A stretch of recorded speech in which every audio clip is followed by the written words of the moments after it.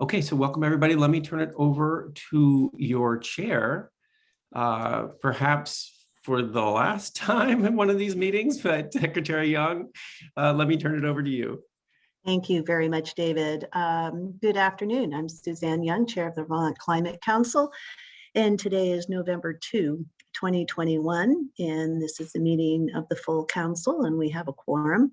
I will run through the agenda items very quickly, and we can circle back to see if anyone has edits or changes or additions. So we will be reviewing the minutes of the October 26th meeting. We will have a just transitions reflection. We will be going through an overview, a high overview of the key ideas and the package of pathways, strategies, and actions in the cross-sector mitigation, out of the cross-sector mitigation subcommittee. We'll have a technical analysis of those pathways by CADMIS and EFG. We'll take a break, and then we will have an initial discussion of key issues spotted in the cross-sector mitigation pathways, strategies, and actions. We'll then open it up to public comment, and we'll adjourn after that. So if anyone has anything to add, delete, or change in the agenda on the council, now's the time to let us know. Thanks, Secretary Young. Any concerns with that agenda? Again, Jane's been dropping in the chat all the meeting materials, including that agenda. So any concerns with that before we dive into it today? We've got quite a meeting today, I must say. We've got a lot of very important things to talk about today. Okay, I'm not seeing any concerns about the agenda, so let's go forward and do it. First thing, as usual, is the meeting minutes from our previous meeting last week. We are trying to really turn those around with a lot of speed, and so those should have been posted late last week. I'll give folks in the most recent version of the agenda, has them linked. I'll give folks just a second to click through if you need to look at those for a moment.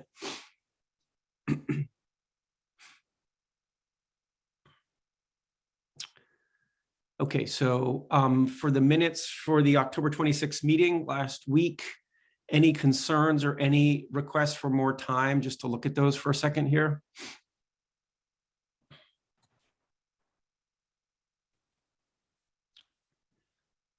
Okay, I'm not seeing requests for more time or concerns, so let's treat those as approved by you.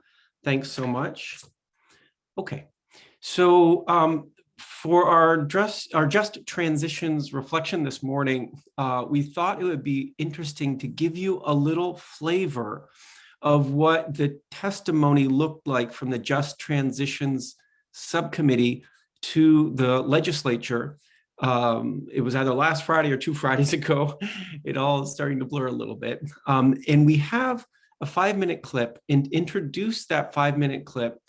Sue Minter, who co-chairs that subcommittee, is going to help set the stage for what these 5 minutes are all about and why we think it's a good thing to have you see and have us all as a council reflect on,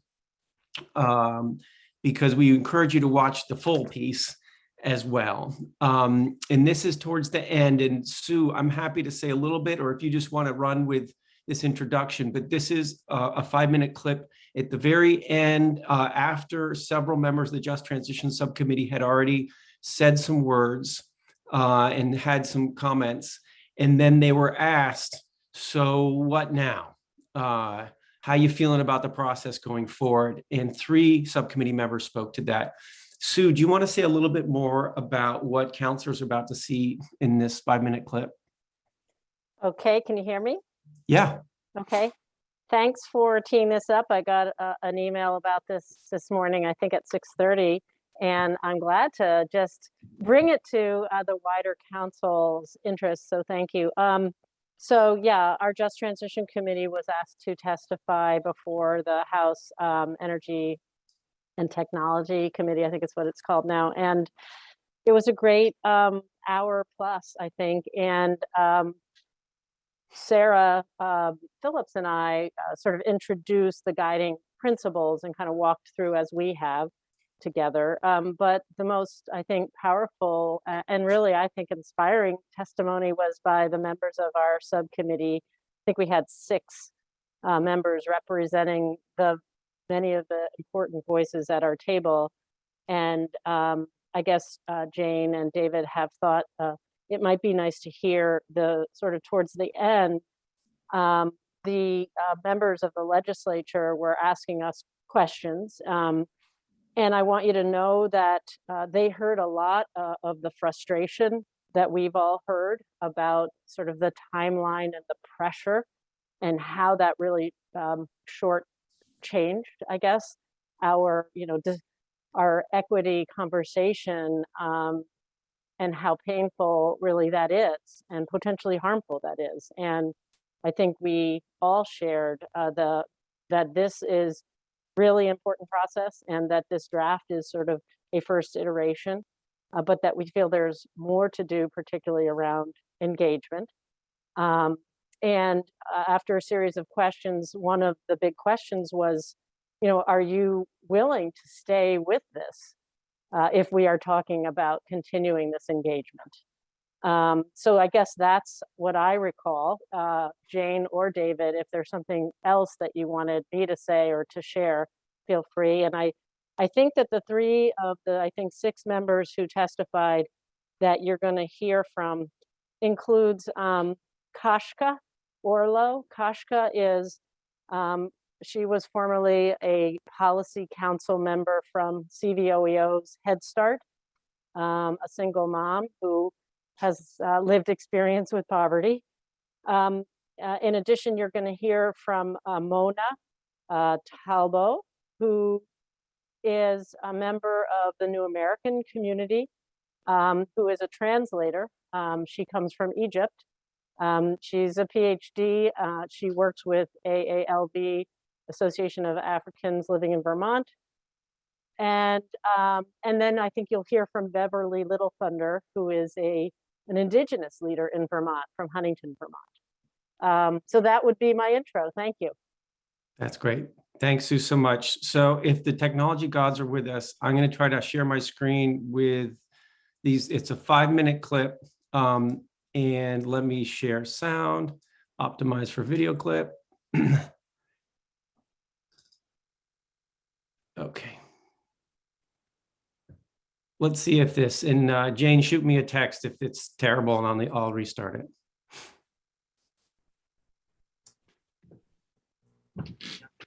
I have heard, that as we might expect, there have been some challenges, but do folks feel like that it has generally worked well? Do folks feel like there are challenges going forward? Are you all planning to stay with this? Are there issues that we should know about in order to have you all continue staying with this?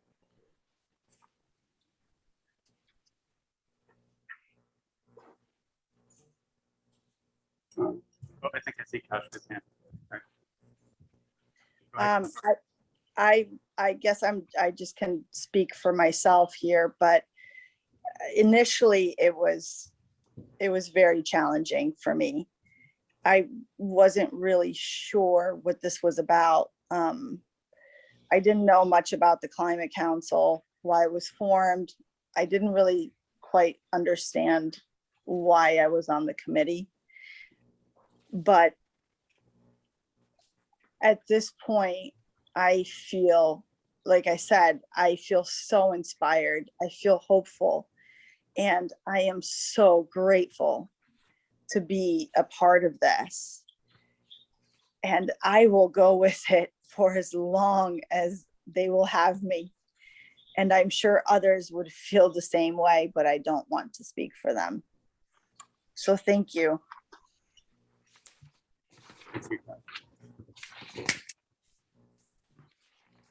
We go to Representative Yantashka and then Representative Smith. I just want to say something. I beg your Yeah. pardon. Please go ahead. Thank you.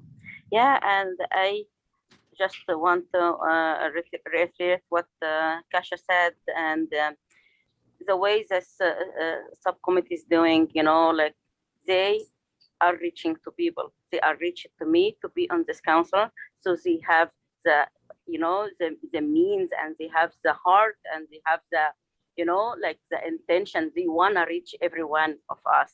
And this is an example, I don't have any also a lot of information about this. My background is veterinary medicine. I was like back home. I was completely different fields than here.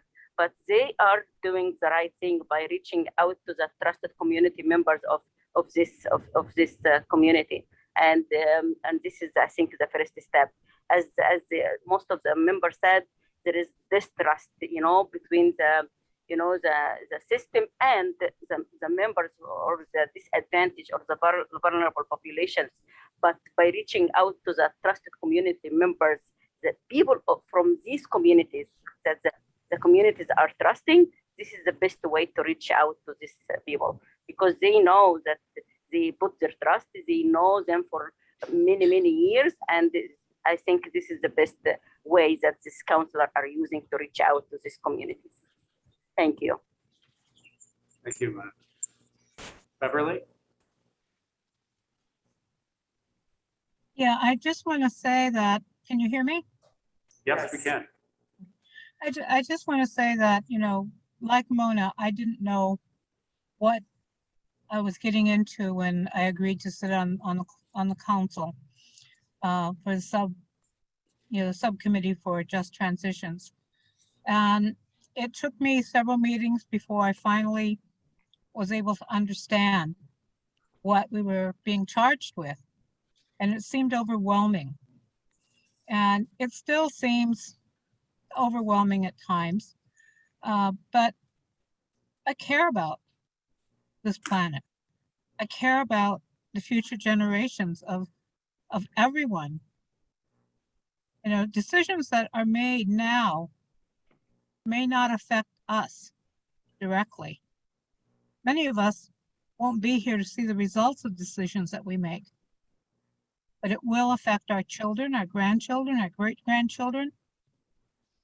And that's the legacy that I want to leave. I want my children to know that their mother was concerned and did everything she could to make sure that policies and laws were put in place that protected our Mother Earth and provided a home for them and their children. And so as long as they will put up with me, I plan to stay with it.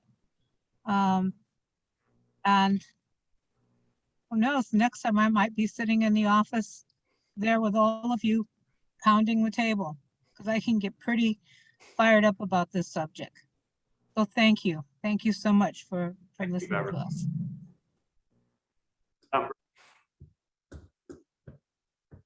Great. Okay. That was the clip that we wanted to share. And I welcome Sue, if you're available, if you want to say anything else to follow up with that. I think the clip really speaks for itself in many ways. But Sue, I'll just turn it back to you if there's anything else you'd like to say about that experience of testifying with the Just Transitions Subcommittee. Well, and I would say Iris, I think, is with us, and she testified in person. I do think it was wonderful. We had both Iris and Virginie also in person. I personally was very, very moved by the testimony of our committee members, especially gratified to feel that they're making a difference and that they still want to soldier on. I think the big picture message we wanted to be sure legislators understood is that this is not the end of the line with this process and with this product.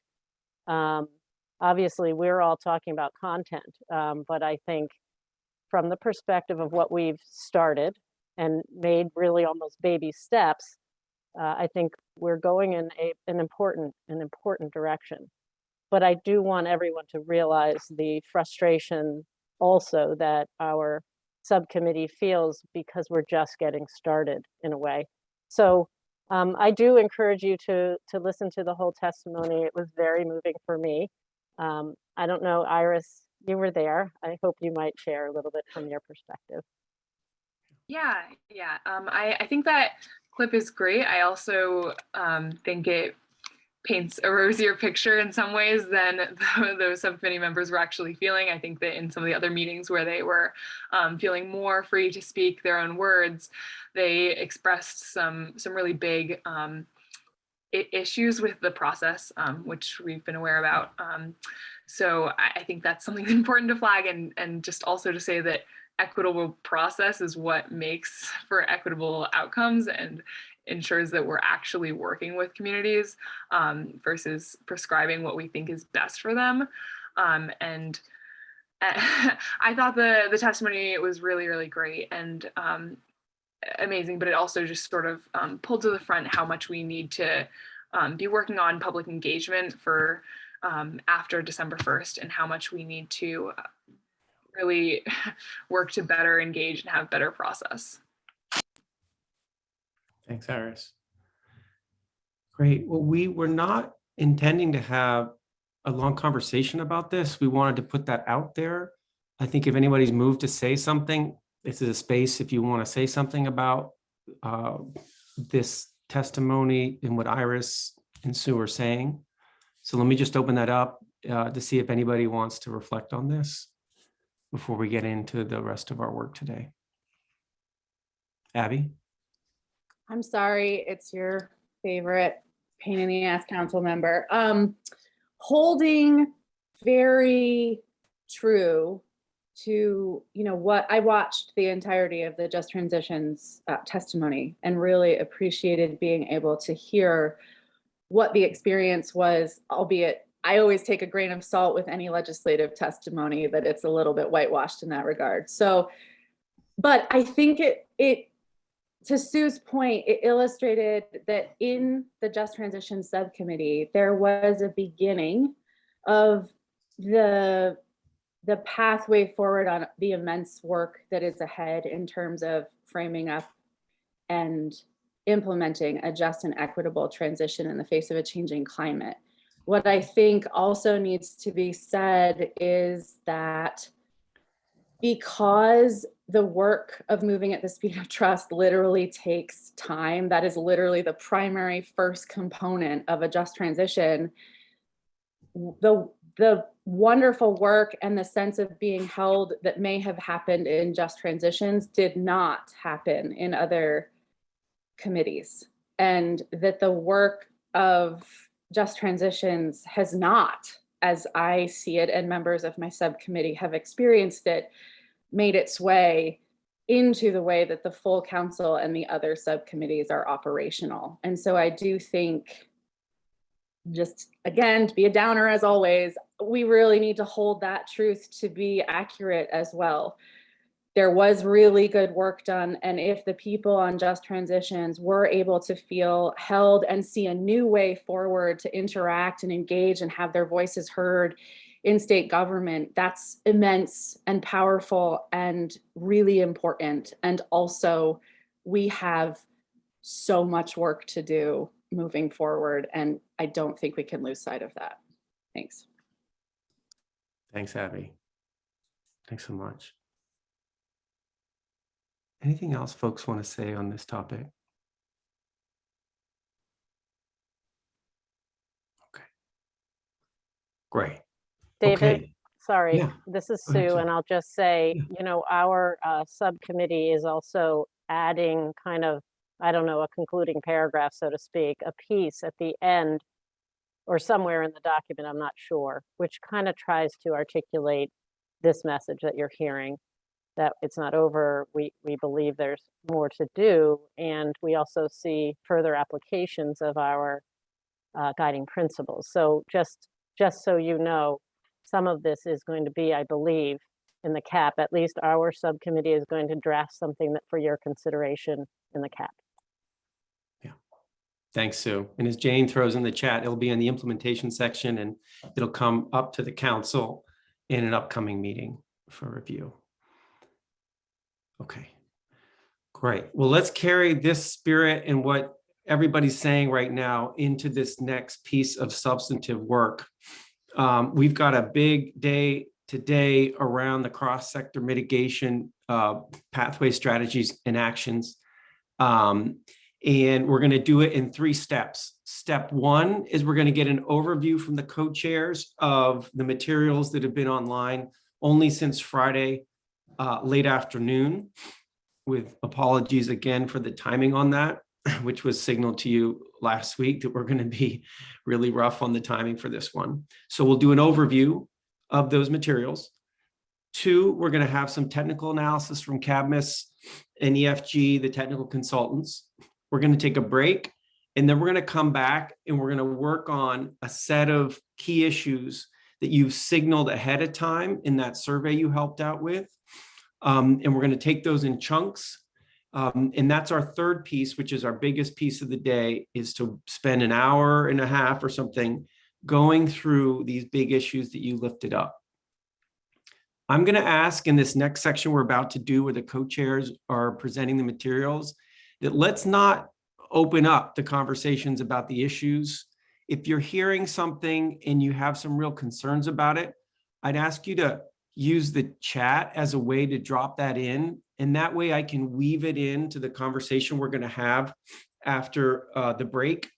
And so I said, let's do this first block of time where the co-chairs are going to lay out the issues, is just let them lay it out. Then let's have the technical folks lay out their issues, and we can go back and forth with the technical folks with some questions. And then after the break, let's pull together all your comments and questions into a set of conversations we'll have together. Okay, great. So with that, let me invite the co-chairs of the cross-sector mitigation to give us that overview of the incredibly hard work that's been done to try to synthesize all their ideas down into a set of coherent pathway strategies and actions. And I believe, Peter, you're going to be on deck for doing the presentation, but feel free to correct me if that's not correct. That's correct.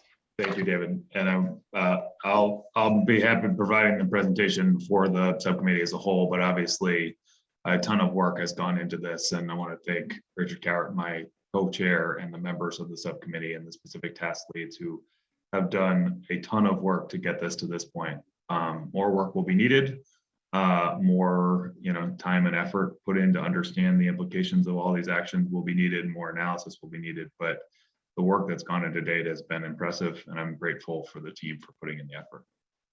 With that, let me share my screen.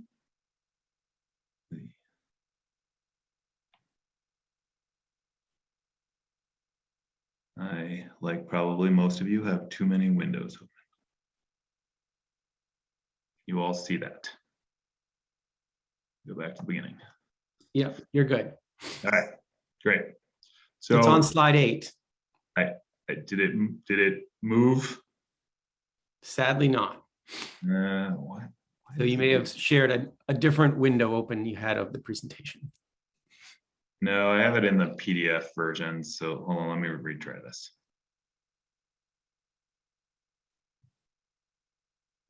I don't really understand why it doesn't do. Sometimes it does live and sometimes it does not.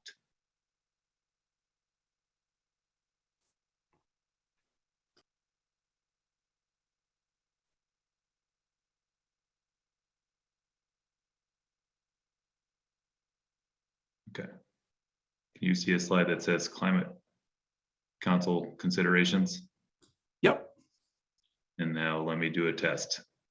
Did that move? Yep. You're good. Great. All right.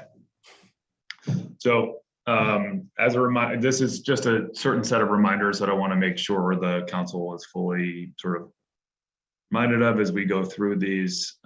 These are recommendations for pathway strategies and actions that you have heard now several times, but we do recognize the level of detail and technical expertise necessary to evaluate these is deep, and so we're happy to discuss them here, and all the task leads are here to help with that process as we go through the afternoon. These recommendations reflect consensus from the cross-sector subcommittee based on 3 categories, all applied through an equity lens. The 3 categories are their potential to reduce emissions, greenhouse gas emissions, whether or not they're technically feasible, and what their potential co-benefits are. And these ones that you will see today are the consensus higher priority items that have been elevated for your consideration. There are other items that we believe should be included in an appendix, but wanted to highlight these for you as the ones where we think there is potential most impact, or their key enabling features for other work that needs to be done. Of note, there's been lots of discussion around the greenhouse gas emissions inventory process and the protocols used to develop that inventory. These recommendations reflect actions necessary to achieve emissions reductions based on the current inventory and the recommendations that have come out of the Science and Data Subcommittee. So just want to sort of anchor on that point.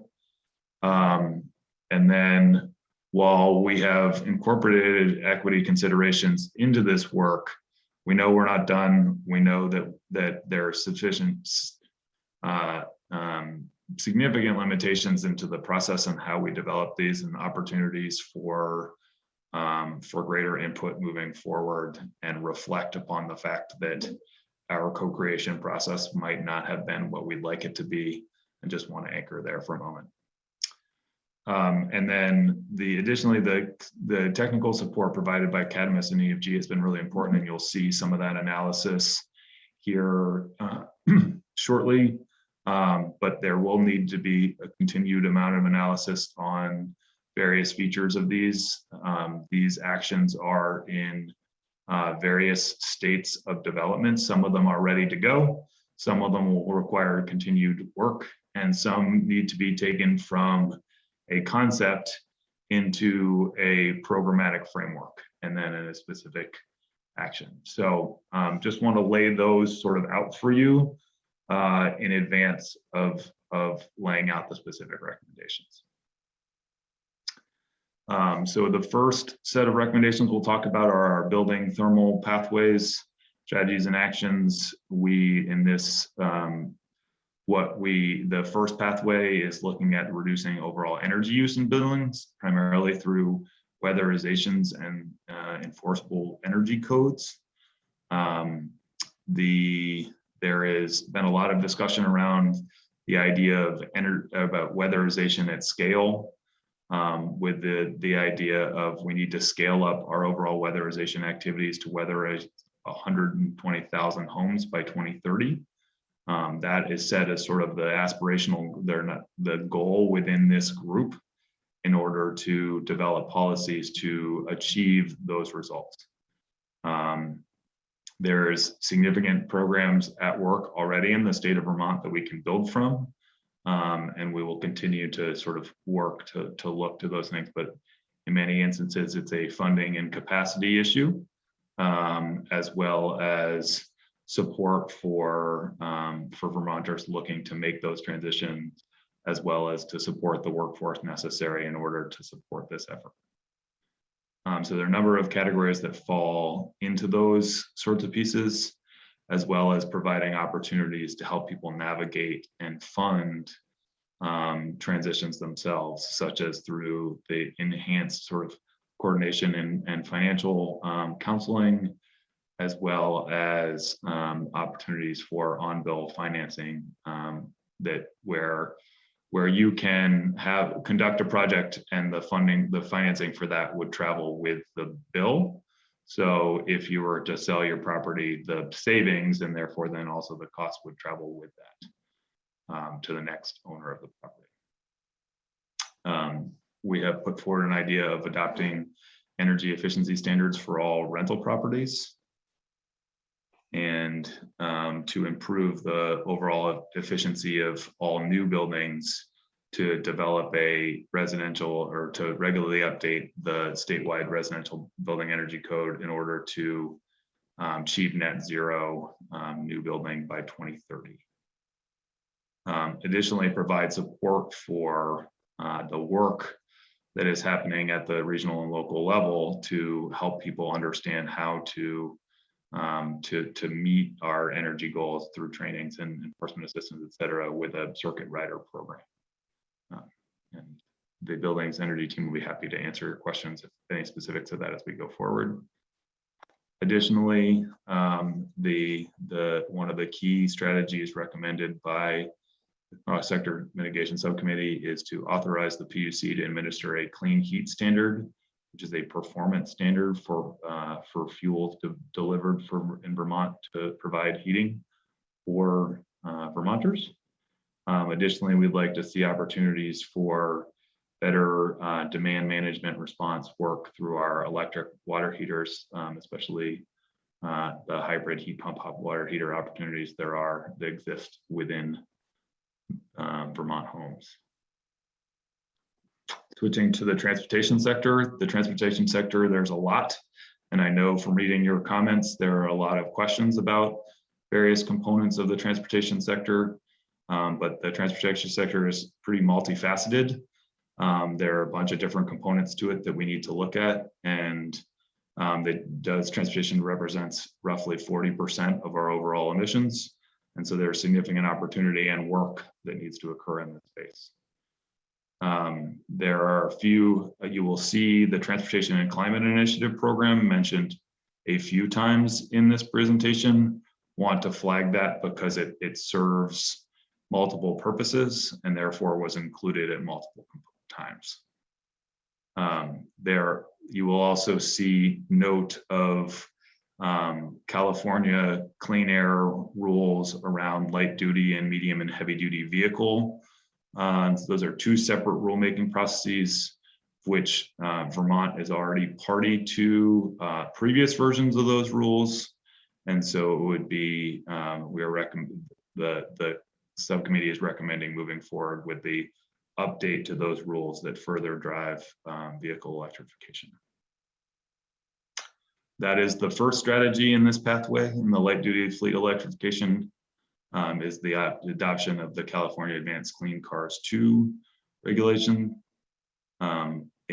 Related to, and then to help Vermonters make that transition would be the idea of vehicle purchase incentives, not only for new and used electric vehicles, but also additional incentives for high efficiency vehicles and e-bikes, as we know that not everybody will be able to make the transition to electric vehicles right away. And so if we can make improvements in our overall efficiency of our fleet, that will make a significant effort. There is also within that purchase incentive, the idea of a vehicle efficiency price adjustment policy, which has also at times been known as a fee bait, whereby the pricing structure for models is based on the overall efficiency of the vehicle and can help support transitions at the time of purchase. And then we have just started the Replace Your Ride and Mileage Smart programs here in Vermont, and we think this is an opportunity to continue to expand that work. The next strategy is fairly straightforward, but very important.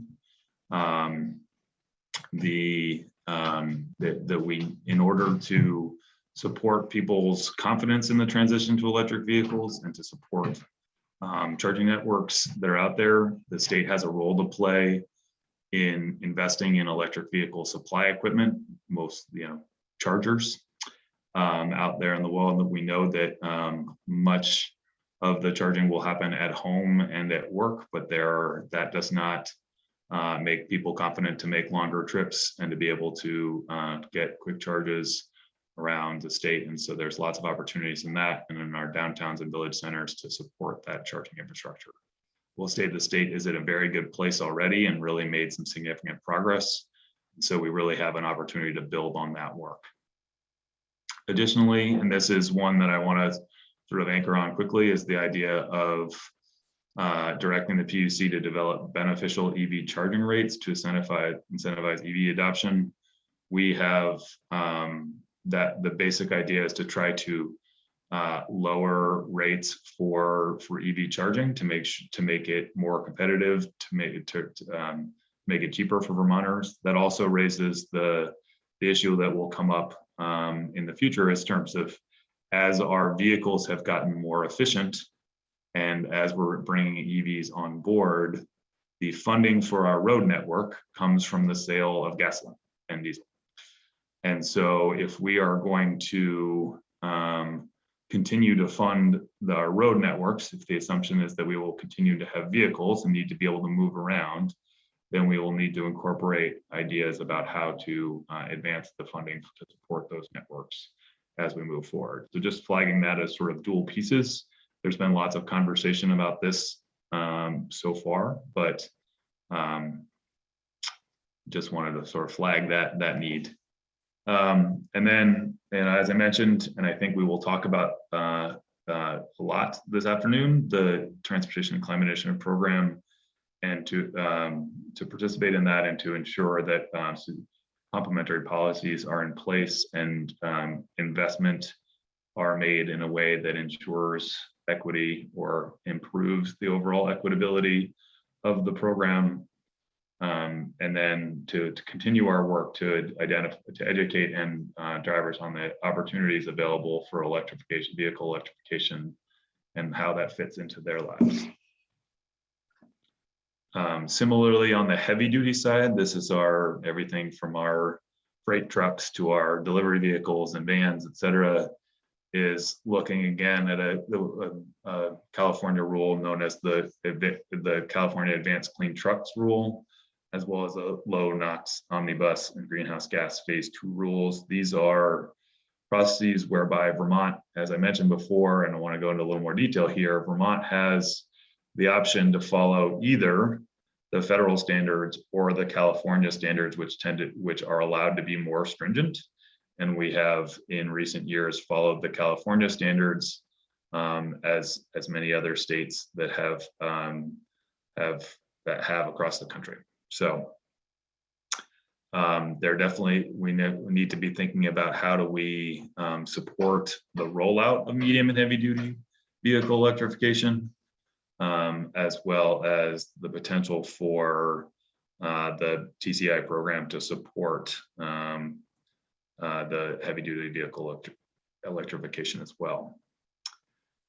And then finally, the subcommittee recommends the creation of a state sustainable transportation implementation plan to support the capacity at state, regional, and local governments to plan for VMT reductions, vehicle miles traveled reductions, and sustainable transportation strategies. What we're seeking to do here is to see opportunities for fewer road miles to be traveled altogether. So we have a sort of two-part plan. Think of that as the efficiency, and then the transition of the technology to a more efficient, more cleaner burning fuel in the vehicle electrification.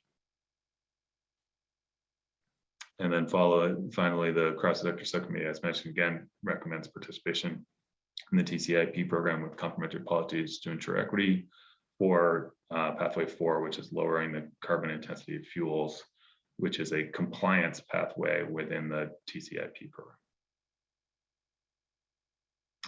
And then within the electricity sector, there are a few pieces we want to highlight.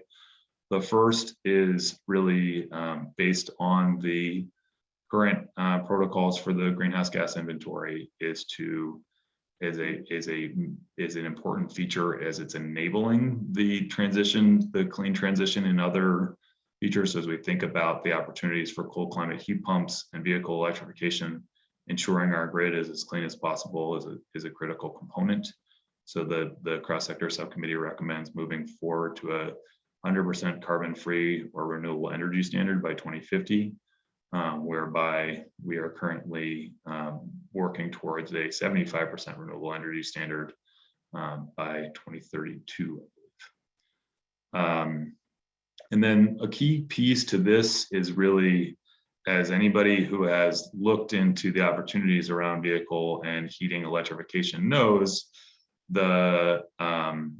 many times the major cost driver or a major cost driver or technical, capacity driver is whether or not your electric system can take a 220 volt EV charger. And high electric load cold climate heat pumps.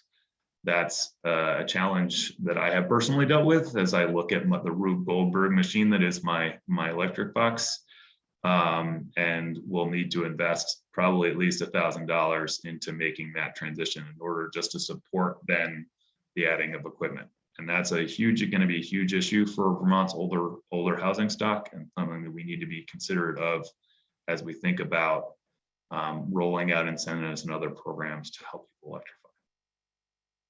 And then finally, there's an opportunity to ensure that the things that are plugged in are used as effectively as possible and managed effectively as possible, so that the maximum amount of that load can be diminished as much as possible, so we don't need more production of electricity than we ultimately use. And that really gets to the load management and grid optimization portion that helps us understand kind of how do we manage that load.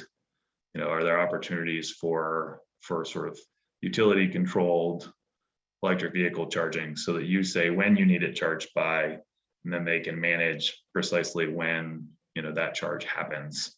So if it's a peak demand period, they can kind of slow you down for a moment and then ramp you up over the course of the evening, whatever it might be. And those programs exist, and we want to continue to see them exist. And then finally, this is our last slide. Thank you for bearing with us.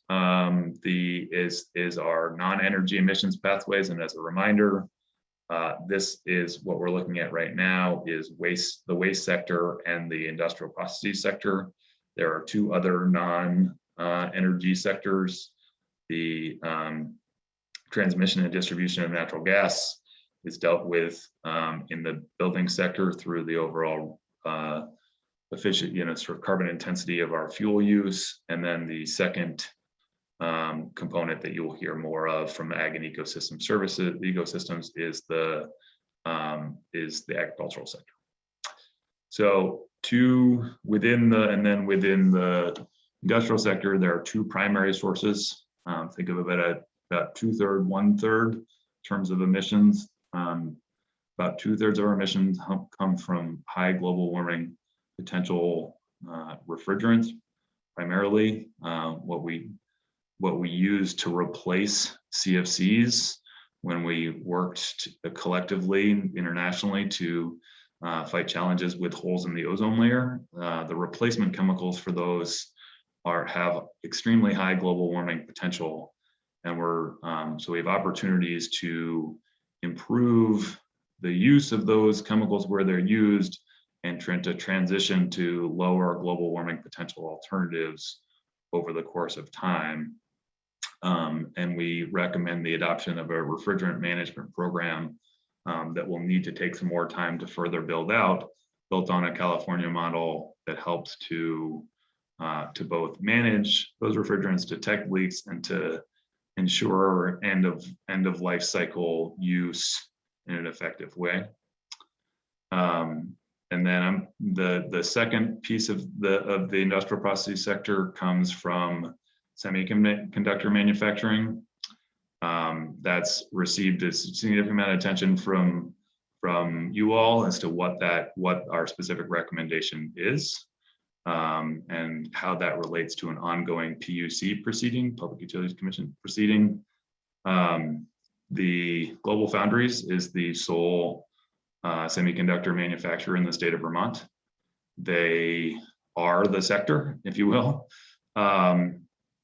The idea that that we, as they have gone through a proceeding to look at whether the PUC is accepting of them becoming a managed utility, is the idea of achieving full emissions reductions across the various components of their process and energy use. So if you think about their electric energy use, their thermal energy use, and the process emissions they have in the making of semiconductor manufacture, the state is looking to see if there's opportunities to achieve commitments to reduce their emissions across those pieces. And so that's being considered right now in front of the PUC with the idea that that wouldn't, there's been some concern that that would somehow exempt global foundries from the Global Warming Solutions Act authority. And that's, I just want to clear up that conclusion. The idea of that would be an implementation pathway for the requirements that exist within the Global Warming Solutions Act, similar to how we would have, opportunities to reduce emissions from the transportation sector that would be, electric vehicle incentives or charging infrastructures. There's lots of different pathways to get there, with the idea that the overall effort would be to reduce emissions. And in the absence of that PUC process reaching conclusion that reduces emissions, the sort of fallback from the recommendation from the cross-sector subcommittee is emissions limits through A&R rulemaking authority as envisioned under the Global Warming Solutions Act. And then finally, the third pathway is kind of low-hanging fruit, and that's why this is as kind of elevated up to a priority action, is that we have a number of wastewater treatment facilities that have anaerobic digesters on site that are supposed to have functioning flares, so that we are not creating methane and then emitting that methane into the atmosphere, because methane has a significantly higher global warming potential than carbon dioxide does. But several of those flares are non-operational, and we want to work with communities to bring those flares into operation. Ideally, in the long term, we'd like to explore opportunities for beneficial use of that renewable natural gas, and to see if there are opportunities to expand anaerobic digestion capability. And we reflect those in the appendix. But this is one where the cost effectiveness is really high, and so raises to the point where we should just it's one of those just do it kind of actions. It is a step along the way, and I want to make sure that everybody hears me say that's flaring is not an end goal in and of itself. We want to get somewhere else, but we need to get to the point where we're not at least emitting our own sort of created methane into the atmosphere. With that, I am done. I would invite Richard to add anything at this point, and then we can take questions and comments at the later session. Thanks, Peter. Thanks, Peter. Thanks for a terrific summary, and thanks to the committee and the task leads for all the work that lies behind the recommendations. And I guess I would just want to come back to a point you made, Peter, at the very beginning, that the committee really has done a lot of work to examine a variety of ideas, to select the high priority recommendations for the council. And we've, tested ourselves throughout through the equity lens, and also through, testing these ideas to see whether or not they would meet the reduction requirements of the statute, which is, one of the goals put directly to this committee, and whether they're realistic, and whether they bring with them important co-benefits. So, you summarized that at the beginning, Peter, and I'm coming back to it because I just want to emphasize to the council as a whole that the cross-sector committee has done some rigorous analysis to see whether these proposals add up and whether they deliver solutions that are realistic, equitable, and bring co-benefits. And I think they do. I think it's a great slate of recommendations. And I'm really happy to talk about them, if people have questions in the Q&A later. Anyway, thanks to you and to the committee. Great. All right. Thanks, Rich. Thanks, Peter. So as I mentioned, let's not dive into the content right now. If you have specific things, as what Sue has done and Chris has done, and you didn't put it in the survey earlier, drop it in the chat and I can add it in to our list of things we're working on after the break. What I just dropped in the chat is my summary of the 10 folks who provided input on the survey. on these issues, just so you have that handy. We'll be circling back to that and how we structure after the break. So I invite you to use the chat if you have something you didn't already express through the survey. And let's dive right into the technical analysis that's the companion piece to this. And here we've got Liz Hansen and David Hill from the technical folks at Cadmus and their sub EFG. I believe that's the way it's structured, to give us a walkthrough. And so I'll turn it over to the two of you, Liz and David, to walk us through. And I'm so glad you're here. And so take it away. Whoever wants to go first, please. Yeah, David, thank you. For those of you I have not had the chance to meet, my name is Liz Hansen. I'm a senior associate at Cadmus. I'm pleased to be presenting the results of our analysis today with David Hill. We have a fair amount to get to, so we'll try to move quickly but concisely through our findings, and then look forward to answering any questions at the end of the presentation and plan to stay for the discussion later if that's helpful. So David, next slide. Why is it not advancing? Sorry about that.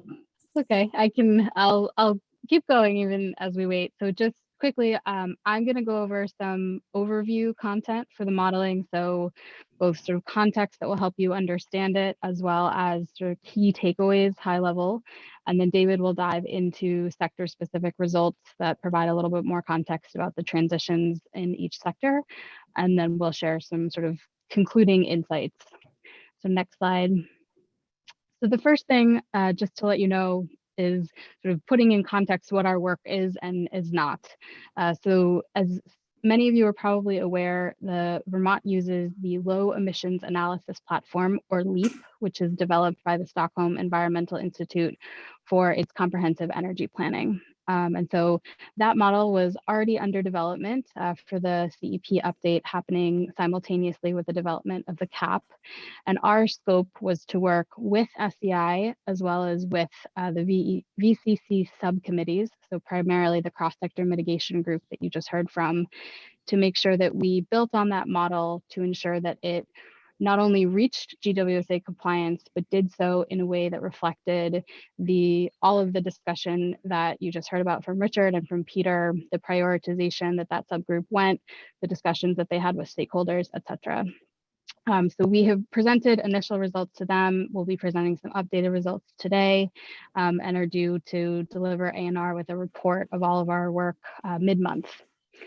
So for context on sort of LEAP modeling and on the type of modeling that we did for this project, I think a key thing to highlight is that the scope of our work was not to say, okay, based on the number of weatherizations you're doing today or next year, or the EV adoption that you have currently, if we added those all up, how close would you get to the GWSA target? It was really flipping that on its head and saying, to get to the GWSA target, what needs to happen, sort of what needs to change. And the goal of that is to give you all an understanding of sort of the scope that you're dealing with, to take these very large, very important targets and sort of scale them down to nuts and bolts of how many equipment transitions, along what timeline, et cetera, to help you sort of grapple with what needs to happen in the policy design making process, the legislative processes, the regulatory processes that will follow. Another key point is that the LEAP model is not predictive. So it is not saying that, if you implement this policy, these changes will happen. Instead, again, it's a tool to say, if you are going to pursue a clean heat standard, or if you are going to pursue EV infrastructure adoption, sort of what are the key metrics that you would likely need to be pushing towards in order to comply with the GWSA, so that you can shape the program sort of around that and make sure you have that for design. I will say that the numbers, I think Beverly put it really well in her testimony, could seem overwhelming at first, but we did ground this pathway in adoption and delivery of technologies that are present in the market today. We didn't make up anything new. They are all things that you can deploy. It's just a question of sort of, again, the pace, the scale, making sure that the support is there to do that. So I think the key high-level takeaway that I will share before we dive into the sector results is that the pathway does get to the reductions prescribed. You'll see that we overshoot a little bit in 2025 and are just above in 2030. But by the end of sort of the pathway, the buildup of the technology changes and adoptions that correlate with or correspond, excuse me, with the CSM, cross-sector mitigation recommendations, do get to that 2050 target. If you go to the next slide, oops, sorry, that did not get animated properly. So David, if you'll hit just 2 more, there you go. Key takeaway here is around investments and savings. So this pathway does require sort of upfront investment. There will be investments in transportation and in buildings, as well as investments in electric generation in later years that in the future will be offset by fossil fuel savings. So all told, it comes to sort of rough cost parity. I think there's a small, dollar per greenhouse gas emissions abated, but important to know sort of, again, as you're designing policy, that it requires upfront investment to accrue long-term savings. Haven't been following the chat specifically, but I think I will echo what other folks have said, that this is a starting point. We definitely recognize that there's more analysis that likely needs to be done, but are pleased to present you with the detailed sector findings as we have them now. So David, over to you. Yeah, thank you, Liz. And presenting this on behalf of the folks that are working on our team, and then also with the cross-sector mitigation groups and the other committees, subcommittees that we've met with. So thank you all very much. I'll start with transportation, as it's the largest source of the emissions, and then the reduction potentials. I won't repeat. I thought, Peter, thank you. That was an excellent overview of the different strategies for the transportation sector, the electrification of the vehicles, et cetera. What that looks like in terms of how the emissions are reduced is here in blue, and then how that translates into LEAP inputs is in green. So increasing vehicle efficiency, reduction in the carbon intensity of fuels, the mode shifts that you mentioned, kind of VMT reductions, et cetera, transportation demand management, and some increased use of biofuels. When we're modeling that in LEAP, what it looks like is we increase the efficiency of vehicles by the different vehicle classes. We have the share of vehicle types, both the stock and the sales in Vermont's fleet, and those change over time with increased electrification of vehicles showing up in the model. Reduced vehicle miles traveled through demand management and then VMT activities, and increased blending of biofuels, particularly for particular heavy duty and non-road uses. And so what that looks like for the transportation sector emissions, just focusing in here a bit over 3.5 million tons, say in 2020, reducing down to about 2.2 million by 2030 and down below 500 by 2050. This chart shows the emissions by vehicle type and by fuel. So we see gasoline, which is in yellow, and the blue, which is diesel, declining over time, so that they basically are reduced. That's the main pathway for the reductions. What this looks like in terms of some of the key outputs, as Liz was saying, this is really meant to help identify the level and the pace of changes that are needed to meet those requirements. It's not saying, so what that looks like, vehicle electrification here is represented by the growing yellow, red, and the lighter blue wedges, while blue going down is the decline in gasoline. So 43,000 electric vehicles, roughly 10 times more than are on the road today by 2025, and 166,000 vehicles, EVs, by 2030, and representing more than 80% of share of new vehicle sales by 2030. There is, in the early years, there's also some reduction in the vehicle miles traveled reflected in the model. And I'll shift to the next slide. This EVs is the share of vehicle miles traveled for both light trucks, which are the top tan wide wedge that opens up there, and then for passenger vehicles, the yellow, orange, and red.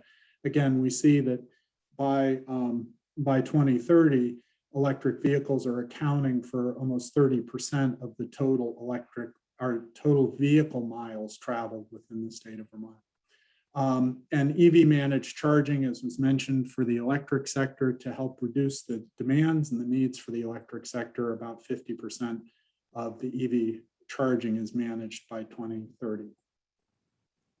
So as Vermont's largest source of emissions, the required pace of change in transportation is significant. But as Liz mentioned, there are market changes underway. We know that electric vehicles are coming. And these reductions are essential for meeting the GWSA requirements. So there are national and regional initiatives. Peter mentioned the Advanced Clean Cars and Advanced Clean Trucks. He mentioned the Transportation Climate Initiative that Vermont can and will be leveraging to help with this transition. These, those solutions by themselves may not be enough to drive the pace and the scale of change needed. So investing in and paying attention to incentives, public messaging, and promotion to support rapid adoption. Peter mentioned the charging infrastructure deployment. All of these will be very critical to be able to reach this pace.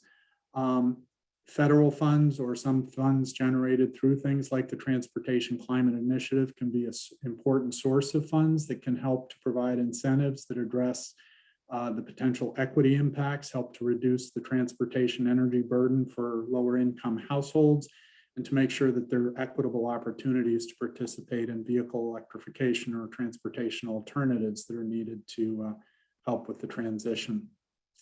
Moving on to the building sector, I'll do a little bit of the same structure here. The CSM strategies that we've talked about with Dave Farnsworth and Christine and Peter went through. What those look like in terms of how they reduce emissions, increased shell efficiency through the weatherization at scale, increased equipment efficiency, quite a large reliance on the emissions reductions with the use of heat pumps, a decrease in carbon intensity for the fuels used. So we're replacing combustion of fossil fuels with electricity, renewable electricity, which is cleaner. The coordinated load management and flexible loads across multiple buildings and multiple end uses within buildings, and then increasing biofuels, say through renewable natural gas or biofuel blending for liquid fossil fuels, et cetera, also shows up, What that looks like in terms of the inputs for LEAP, we can reduce the building energy use intensity for buildings that have been retrofit. You get a 20 to 30% savings in space and heating and cooling. High efficiency equipment, heat pumps, cold climate heat pumps. Heat pumps will have an efficiency that's above 200% compared to combustion equipment that is, say, in the range of 85 to 95% for combustion equipment. Electricity replacing the combustion of fossil fuels then also further reduces the emissions. So it's this modernization, as Dave Farnsworth has called it, the modernization of the building fleet relies on both reducing the energy loads, then using high efficiency equipment to meet those loads, and with lower carbon fuels that include electricity and biofuels. This slide represents the reduction by subsector for buildings, with the residential being the largest, both in terms of the current emissions, about 1.5 million tons per year from the residential in blue, then followed by the orange, which is commercial, and red for industrial. Over time, the emissions reductions come largely from the space heating components, space and water heating components from both commercial and residential sectors. Looking a little bit more in detail at the residential sector, what we see is that space heating provides the majority of the emissions reductions, again, through the combination of a more efficient building shell, more efficient equipment, and then the decarbonization of the fuels. What that looks like in terms of the numbers are homes, the number of homes weatherized. These are the total number of homes weatherized, almost 70,000 by 2025 and 120,000 weatherization at scale number by 2030. a very large number of heat pumps installed as well, and heat pump water heaters. So again, the efficiency of the building shell being, reducing the energy load by 20 to 30%, and then higher efficiency equipment being used. Equivalent number of homes with biofuels, an increase in the blending of biofuels means that the equivalent number of homes that would be heated completely with biofuels would be on the order of 20 to 30,000 in the two different time periods. What these look like in terms of additions beyond the baseline is represented in this chart just for 2025. So additional homes weatherized by 2025 would be 44,000 or 80,000, 81,000 by 2030. So the blue bar is representing the increase above the baseline for each of these. Again, it's important to recognize that this is all done with commercially available, proven technologies, in many cases, ones that can save consumers money today. However, the pace and the scale of this is significant, and it's faster than the natural level of market turnover. Buildings, don't necessarily have the same type of turnover that you might see with the transportation fleet, and so interventions are necessary to accelerate adoption. It will be also very important for, say, the weatherization at scale and the other initiatives and strategies that Peter was mentioning to focus on workforce development and training. Workforce development touches on the wages that are paid for folks that are doing work like weatherization and heat pump installation, et cetera. Extensive public messaging and promotion to support the pace of adoption will be necessary. Weatherization is really important because it can help to reduce the overall system costs for electrification of the buildings, as well as reduce household energy costs. Particular attention, it was very, thank you for sharing that, the material at the beginning of this meeting on equity, supporting navigation, financing assistance, incentives for customers across all income classes will be very important, and helping where it's possible consumers to bundle the chance to make upgrades can help both with the pace and the efficiency and the costs of implementing these measures. So it should be encouraged, not required, but encouraged. Moving on to the non-energy sector, and I will touch, the LEAP model does include the agricultural, non-energy, and energy sector emissions. So I'll touch on those briefly. Peter talked about the reduction of emissions from refrigerants and the shift from CFCs and HFCs, et cetera, as well as the industrial emissions from semiconductor manufacturing. In addition, there are opportunities in the agricultural sector to reduce direct agricultural emissions through enteric fermentation practices, increased manure management practices, and increases in the soil carbon sequestration for agricultural soils. Looking at the industrial processes, as Peter had indicated, the yellow in this chart on the left, which is the non-energy sector, which includes the gray and the brownish colored bars at the top, are agricultural sector emissions. Industrial processes are the yellow and orange, and red, and then blue is waste. So the substitution, the ODS substitutes, is represented in yellow, and the semiconductor manufacturing reductions are represented in the orange bar. So some reductions in each of those by the 2025 and 2030 time periods. For the agriculture sector, enteric fermentation is represented here in the orange bars, and it has a reduction of close to 40% by 2030. Manure management, which is blue, has a bit more of a reduction on a percent basis, but is responsible for a lower level of emissions. And then also the yellow is our practices that help to increase soil sequestration, soil carbon sequestration, and reduce the direct emissions from agricultural soils. One other element that we wanted to just present to you today for context is that the gross emissions that we've been talking about, the Vermont's total gross emissions, are represented above the bar here in the color charts. And then land use change in forestry is in the yellow down below the line. And so the net emissions, and by 2050, the GWSA target is for Vermont also to be at net zero. So the land use and change forest, land use change and forestry sector, our team, also part of our team, the Cadmus team, was Dr. Jillian Galford at UVM and her colleagues who did the carbon budget report. This was presented at the end of September.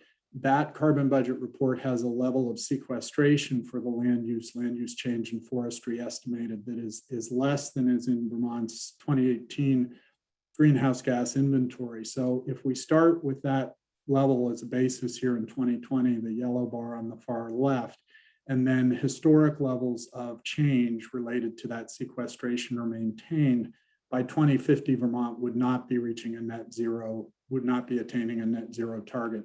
So to do that, Vermont would need to be able to maintain land use change and forestry sequestration at or above, say, the 2035 levels in order to be net zero by 2050. So we think that that's an important longer term finding and message that combines the work that our team did in task 2 on the carbon budget and the materials here.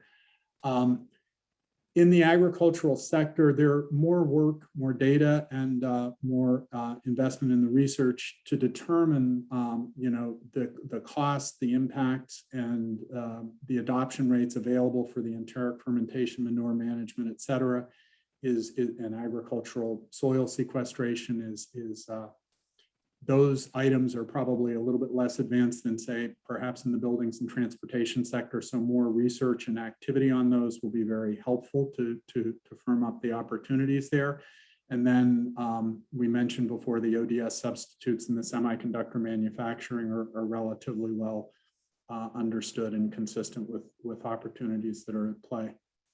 For the electricity sector, the main thing in the model is that as buildings and transportation are electrified, there's a significant increase in electric demand over the course of the modeling period. So that's represented, increased electric demand for transportation is represented by yellow on the chart on the right. The residential building sector is orange, and then commercial building sector is red. So the demands from the transportation and buildings, the decarbonization and electrification of those sectors is reflected. And the LEAP model has an electric sector, then models the electric sector to meet those increased demands from the other demand module sectors. LEAP is not a replacement for the level of more detailed kind of what's called integrated resource planning, and generation planning, transmission distribution planning that Vermont's utilities do. So it's not meant to replace that. And more detailed analysis on how well the load side, the growing loads, can be coordinated and managed to help reduce the peak impacts and to meet the electricity needs in all different time periods. More work at that level of detail is certainly required.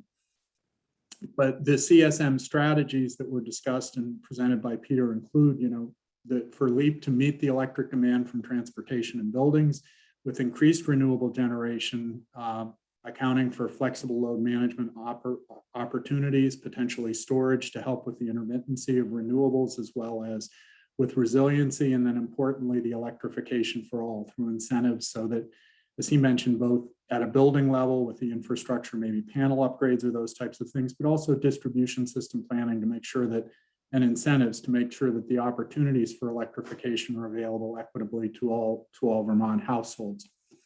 The LEAP modeling takes account for the electricity demands from the demand modules, transportation and buildings by time period, and then optimizes based on cost and performance for the electric generating systems within the model. And it does that as with Vermont as part of the electric generation mix. And so what that looks like in terms of outputs, here on the left, we see the generation by different sources by year. The large green bar at the top is offshore wind, which will be ISO New England offshore wind and require transmission in. Onshore wind is gray bars, and then there's also growing amounts of Vermont solar and ISO New England solar. So electricity as a share of total energy demand becomes 20% by 2025, 2030, it's 30%, increasing to more than 50% in the latter years. And so electric demand goes up, as does peak demand throughout the period. There is a share of EV charging, managed charging, that's incorporated in the model, but again, looking at opportunities to further enhance and coordinate coordinated load management, not just with EV charging, but with other building loads will be important. One of the ways that this shows up in the model is that currently the domestic requirements for electricity from the building and transportation sector are represented by the orange bars below the line here on this chart on the right. And then the generation using wind and solar to meet those demands is represented by the yellow. What that means is that there will be capacity that will be generating at times using the wind and solar capacity that is currently not demanded in the model. So that shows up as red, either with the potential to be curtailed power or exports to other markets, or potentially for industrial electrification or electrification of other end uses within Vermont. So looking at ways to help, particularly in the later years, manage and coordinate loads across multiple buildings and multiple sites will help to reduce that potential of the overgeneration. But Vermont is in a very good position in terms of having a clean electric grid and also being ahead of the curve in many ways on the development of flexible load management and coordinated loads to be able to take advantage of those. So in conclusions, I think that we hope that the LEAP modeling, we really appreciate the work that the cross-sector mitigation subcommittees have done, all the hard work that's been put in by folks, the communications back and forth, the many good questions and suggestions that we've gotten, and our objective throughout has been to provide analytic support for this work that will help to be a foundation for the climate action plan. The transitions are significant and can be a little bit daunting, but they are based on available technologies and kind of scaling up what Vermont already knows how to do. One of my mentors and an inspiration for me throughout my career, Blair Hamilton, had a quote that he shared with me at one point that said the purpose of the modeling is to help sharpen the questions. So when we see these big numbers, it really helps us think about, well, how could we reach those numbers? What's required to reach that level of activity? So it can be a little bit intimidating, but I think it's very helpful to have those in mind. Disruptive technologies are often, not adopted in any kind of linear fashion. And Jared made a comment at one of the last cross-sector mitigation subcommittee meetings on that front. And I think that's very important to keep in mind. And I think that Vermont can help to lead some of the transitions that are underway. And, we have the opportunity to do that. The workforce and the equity impacts and the benefits of all these are very important, have been mentioned by peers' work and definitely been part of the discussions, and they will continue to deserve attention as we move forward. So thank you very much. Thank you, David, and thank you, Liz. Wow, a lot of information there and very interesting. This is an opportunity. We have some moments here. If folks want to ask some clarifying questions to what was actually done in that analysis. I also welcome members of the subcommittee who want to reflect on what that analysis is telling them about the pathway strategies and actions that were presented earlier by Peter and Richard. But this is an opportunity to ask some clarifying questions of Liz and David Hill in particular, to understand what's really been the work that's been done by cabinets. And we will be staying on, and there's some other members of our team that'll be on for additional questions as the rest of the meeting proceeds. That's great. Okay. Secretary Flynn dropped a question in the chat saying, did I hear that VMT would be primarily EV miles by 2030? Not primarily. Let me go back up here.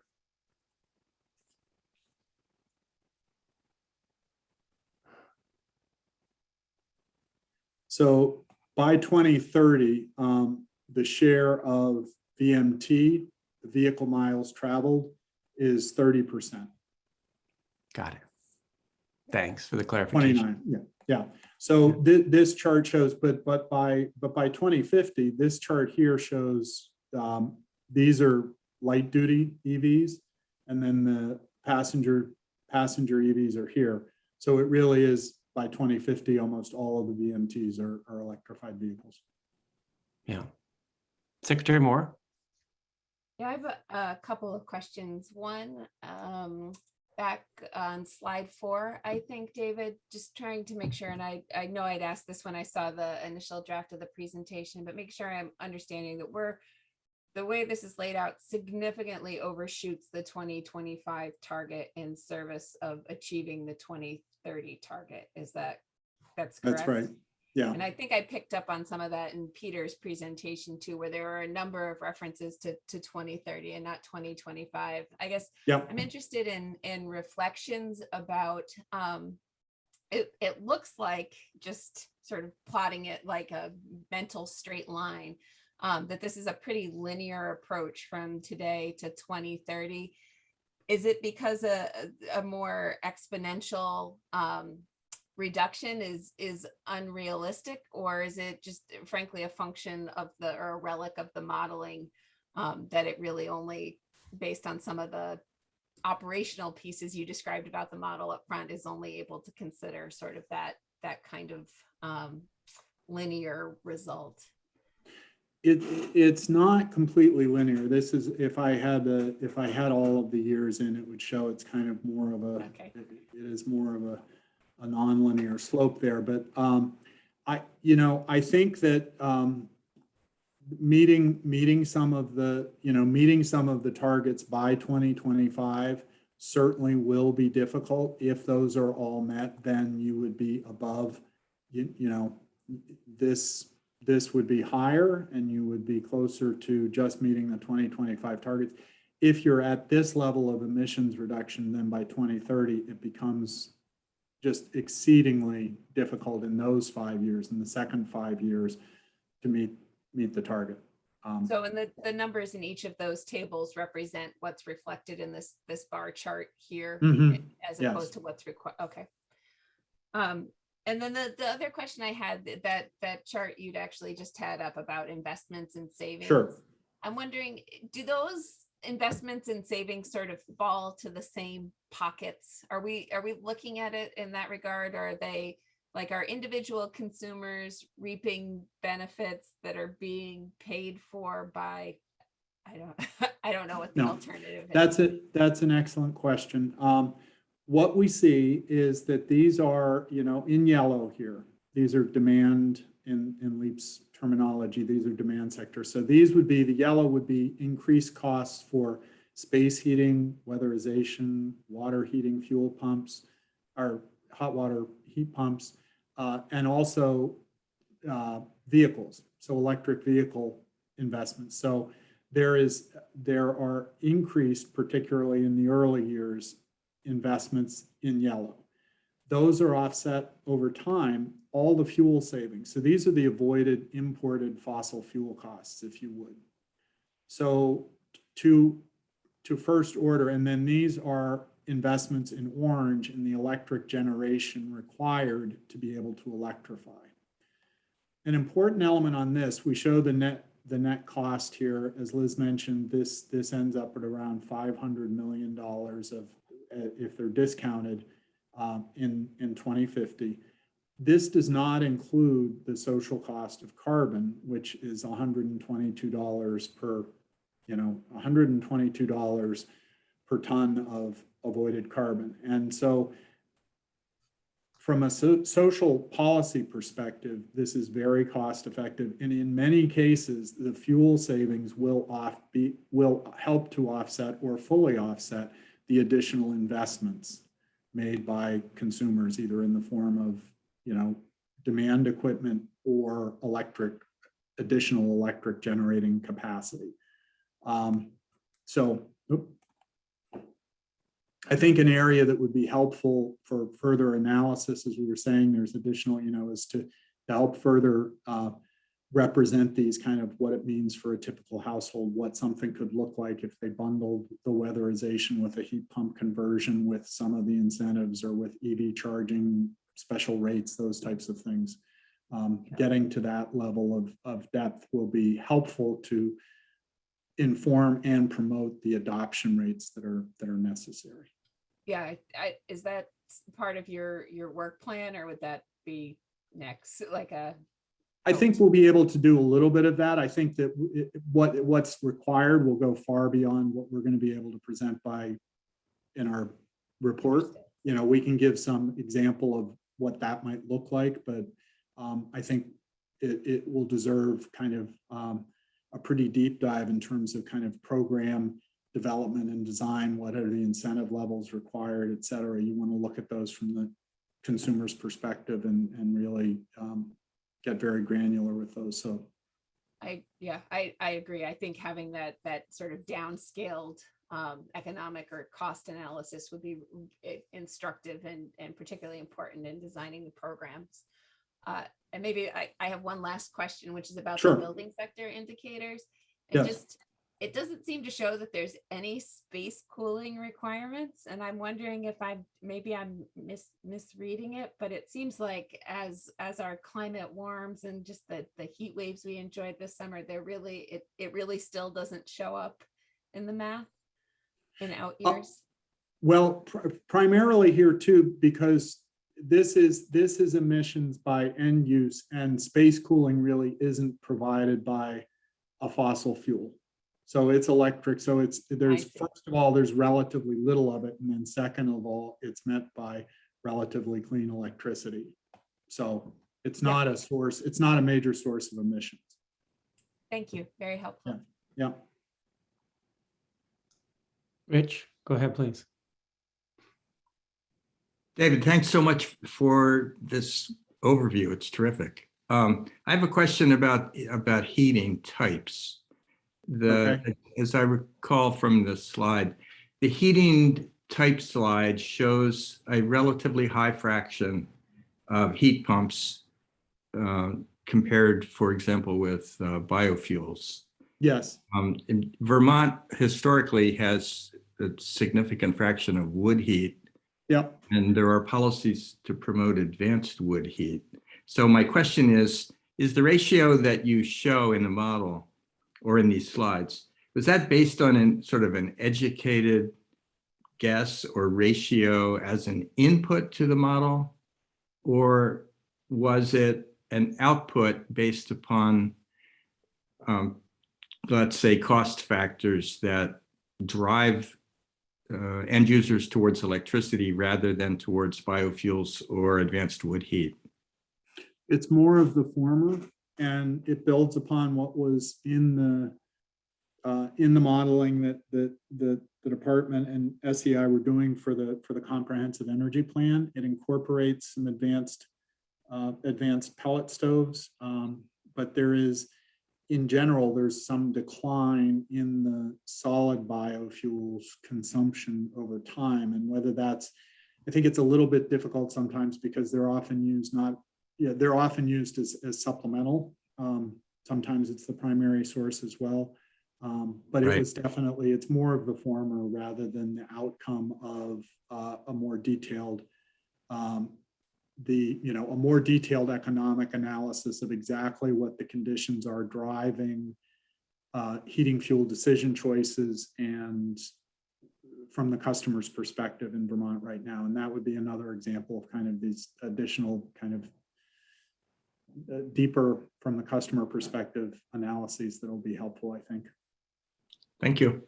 Yeah. All right, Secretary Young. Thank you, David. Sure. The next, or the slide before this, you have two slides with outputs. Yes, one is residential building emissions by end use. Yeah.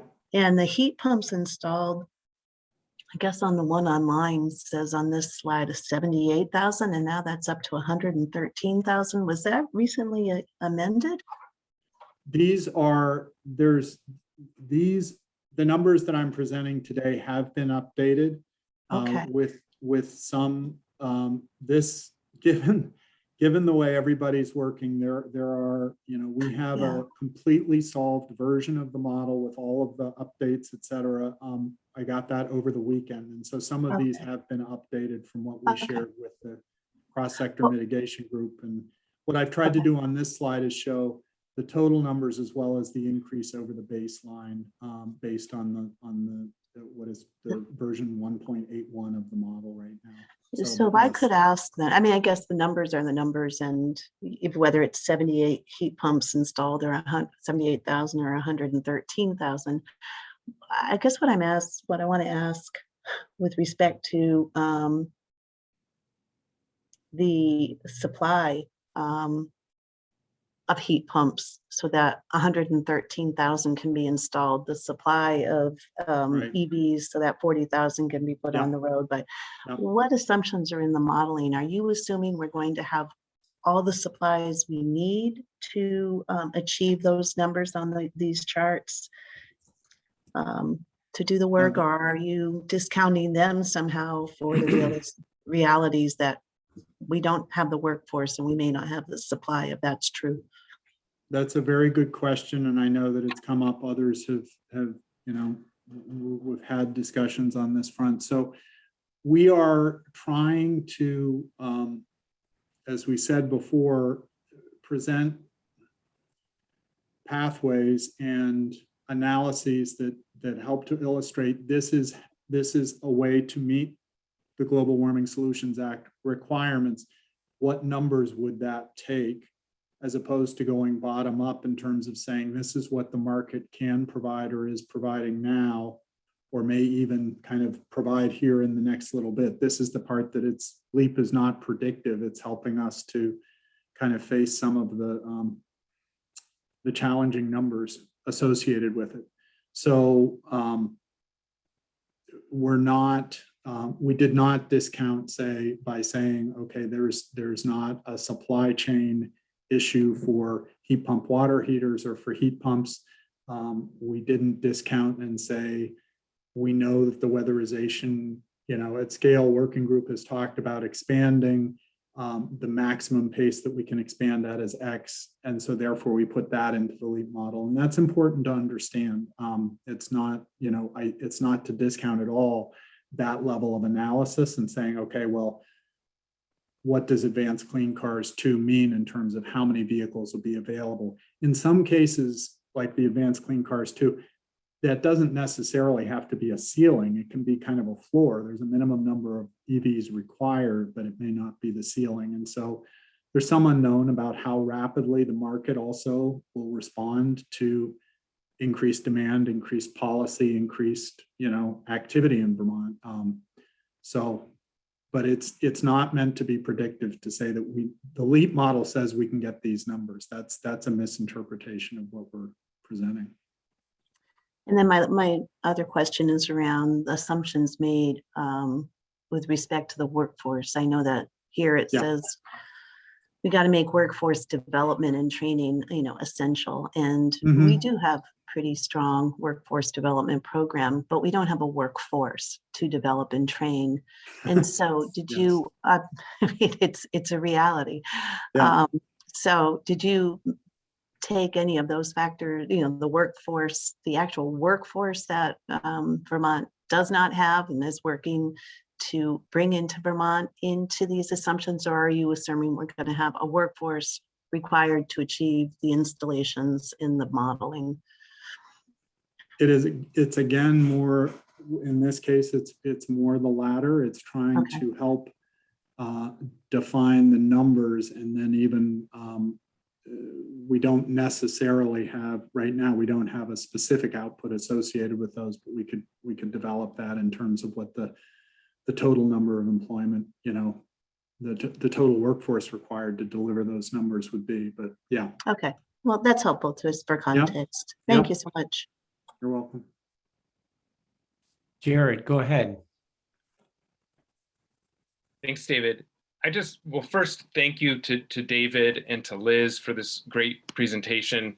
I just want to note, I've felt a particular responsibility as the person who was appointed to the seat to provide expertise in energy and data analysis. EAN also has done an independent analysis kind of separate from this, but basically along a very similar approach to kind of ground truth and see what would it take to add up to the requirements.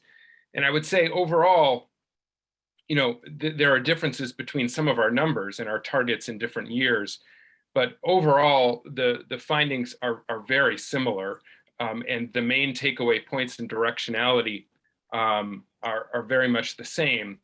I would say that one of the things that we did when we were doing our analysis was to ground truth some of those targets for 2025 and 2030 and kind of cap some of the target numbers based on what experts in those sectors, especially with information about projected supply chain availability, were saying. So for instance, when we were trying to model out electric vehicle supply and availability, that was informed by conversations with the Vermont Automotive and Distributors Association and Drive Electric Vermont. When we were looking at availability of things like heat pumps and heat pump water heaters, it was informed by a lot of the market research and supply chain coordination and work that happens through VEIC and Efficiency Vermont. And I think that it is sometimes difficult for us to appreciate just how fast and significant market transformations can be. I think we tend to think linearly, but I think, whether we look in history at cell phones, radios, televisions, automobiles at the very beginning, what we've actually seen is oftentimes exponential adoption as technologies emerge, come to scale, take advantage of economies of scale, costs come down, and consumers prefer more efficient and better performing products. And so I'm just going to share very briefly, if I can have permission, one graph that's an example of this that we're already starting to see in Vermont, which is from the Vermont Energy Dashboard that EAN hosts, which shows, can you see my screen here? Yep. This Yeah. shows the total number of heat pumps installed. This is just tracking rebates provided by Efficiency Vermont regarding heat pump installations. And what you can see is, as of 2015, there were about 1,300 installed, and then 2,800, and then 3,800, and 4,600, and 6,400, and now last year over 10,000. So, it takes policies, programs, and incentives to help make sure that this trend continues in more of a geometric rather than a linear fashion. Yep. But this is the beginning of being able to see the kind of possibility of transformation that is being modeled. Okay. And I'll note as well in the chat questions about the weatherization number, and I think we should come back to that afterwards. And thanks for the work going on in the chat about that. Okay, folks, I think it's really probably time for a break unless there's another last question for Liz and David about those numbers. Rich, I'm assuming that's an old hand, not a new hand. Yeah, okay. Okay, great. Well, Thank you, everybody. Yeah, thank you, David and Liz, and for all the work behind that. Okay, and let's come back in 10 minutes at 3:20. And we're gonna have a set of conversations about key issues. So I'm gonna turn off my screen, my mic, and I'll see you back here at 3:20. Thanks so much.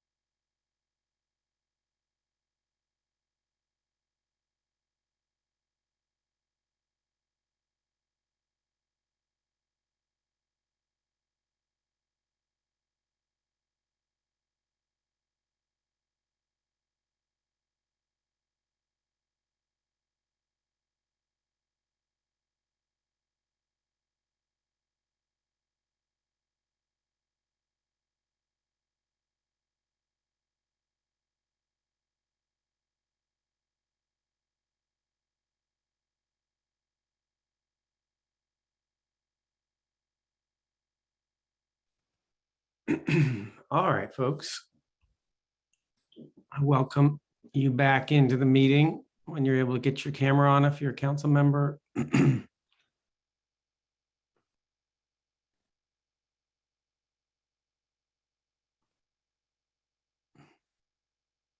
as soon as we get signs of life from a critical mass of you, we'll get going.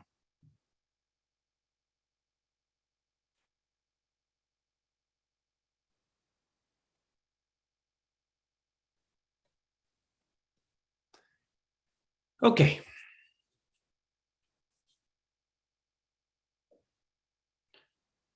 All right, folks. So the way we wanted to handle this section was to group up a set of issues and talk about them together as a way of efficiently working through a pretty large number of issues.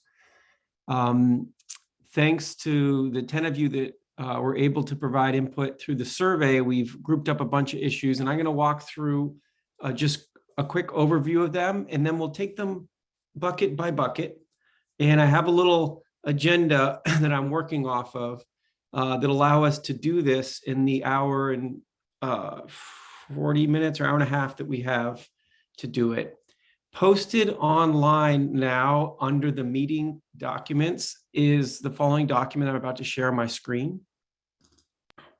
It's a quick summary that I put together, and apologies if there's any errors in it. Those would be my fault.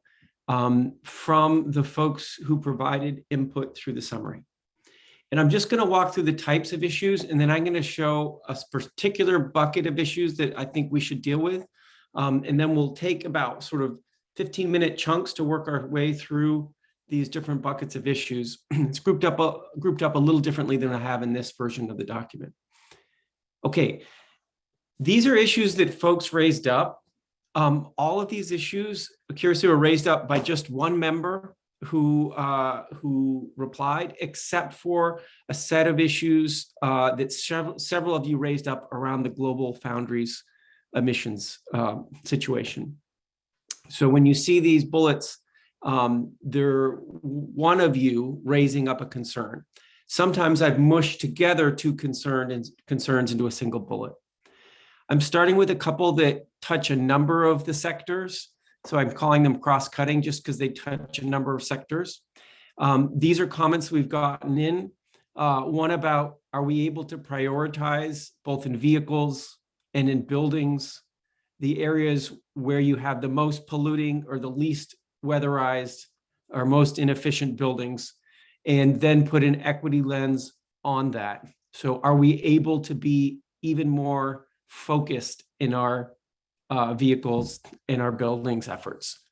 There are questions that have already started to be raised in the chat about the scale of WX refers to weatherization.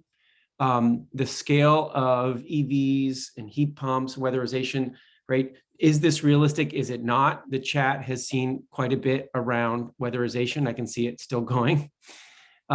There was comments around the climate director position that wasn't shared by Peter in this, and I'll let Peter and others explain where that recommendation is went to. And then there are some overall comments around equity and diverse perspectives and the importance of representing what this is and what it isn't when we send this out as an initial cap to the legislature. In transportation, there was a set of issues around EV charging rates and understanding the financial implications on the investments in transportation infrastructure. There was a question about the low carbon fuel standard and have the potential negative environmental impacts been discussed with Ag and Ecosystem. There was a question around TCI and how to ensure it will have a strong equity component. And how we as a council are going to be pushing that. And some, again, similar to the equity considerations above, concerns that the right folks weren't necessarily at the table, sort of where were the truck drivers, where were the logistics managers? Those folks weren't necessarily there. So we need to realize that these recommendations may not reflect those viewpoints. On buildings, there was a set of concerns that were expressed that ranged from Where's industrial buildings, even though they make up 14% of emissions? What's going on there? And then there were some questions around the rental property efficiency standard, whether commercial buildings should also be included. About commercial buildings, talking about commercial tenants being included in the text around on-bill financing tariffs. There was requests for more details around this on-bill financing tariff, and I saw some other things in the chat about this, I believe. On rental properties, looking at an efficiency standard with a focus on those properties most in need of upgrades and occupied by low and moderate income households. And there's another comment in the chat earlier today about the rental piece as well. There was questions about unregulated fuels and provider incentives and looking for more information, particularly around unregulated fossil fuels such as propane that are very common in rural areas. There was a request, and you can imagine who made this, Chris Campany, around building codes. And I've heard, Chris, you've made this in other instances here, looking for comprehensive building code. And Chris, you can explain a little bit more how that's different from what's in the recommendations. And then some questions around the geographic reach of existing programs, and a question about, can we be more explicit where we're reaching in Vermont today with current programs and what that means for what we need to think for the future. And then some questions about the upgrading the electrical service. Peter mentioned this one specifically, and how this would be paid for and how to support lower income and multifamily housing in that. And finally, the other pieces that you all said in that survey were some questions about the equity lens we want to provide and whether the PUC is doing that as well. And so some questions about, do we need to do something more about that? Concerns about the renewable profile of Hydro-Quebec and also overall impacts outside of Vermont. And then a question about chemical usage and how that would change under a high electrification future that we're looking for. And then finally, on the non-energy piece, a lot of comments around global foundries and some real concerns expressed around what that means. Are they somehow getting an exception to what's going on? Peter said a few things about that already, but it sounds like there's some more conversation to have about that. And a final piece around, in the wastewater upgrades, perhaps be a little bit more clear in the language that this is something that'd be hard for municipalities to fund themselves. Okay, so this is these are a range of issues. A couple more were named in the chat, and I've been adding that in. What I'd like to do is take them in buckets. We do not need to reach agreement today. Today is not about signing off on these recommendations. Today is about having a look at where we're feeling angst about them and trying to lift up that angst and see what we can do. We will look at this again on November 16th, if I'm getting my dates right, Jane, where we have the whole plan in front of us. And then we really do need to start to say, can we live with this? Or can we agree with it? We don't need to reach that point today, but we may take some quick straw polls to see how we're feeling on some issues if we're a little confused how we're doing on them. Okay, I'm going to suggest and drop in the chat a bucket of issues to work with for the first 15 minutes of this conversation.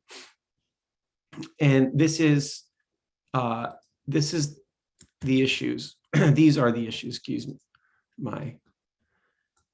Let me just chat it to everybody. And it's a bunch of issues around buildings. Hang on one second. My machine is being grouchy with me. Okay. For some reason, I'm not able to chat it right now. Maybe I'll share my screen and then I'll figure out a way to chat it later. On my screen here on block 1, these are a number of issues that are related around buildings. These are what I just mentioned. In green here are new things that have come in the chat just in this meeting. But what I'd like to put out there are these concerns about where are the industrial buildings in these recommendations. How are we understanding the role of commercial buildings in the rental property efficiency standard and the role of commercial tenants in the on-bill financing tariffs? And can we get a little bit more information on those on-bill financing tariffs? On rental properties, about the efficiency standard, and this comes in with this comment from today in the chat. Oh, why do we need a separate rental energy code? And then finally, these other two pieces, one around the provider incentives, and particularly thinking about fuels such as propane that are very common in rural areas. And then this comment that got a bunch in the chat around, can we more explicitly combine in the headline? And maybe this is all sorted out, the piece around what we're doing in homes around weatherization and electrification. Okay, I'd like to take this first bucket.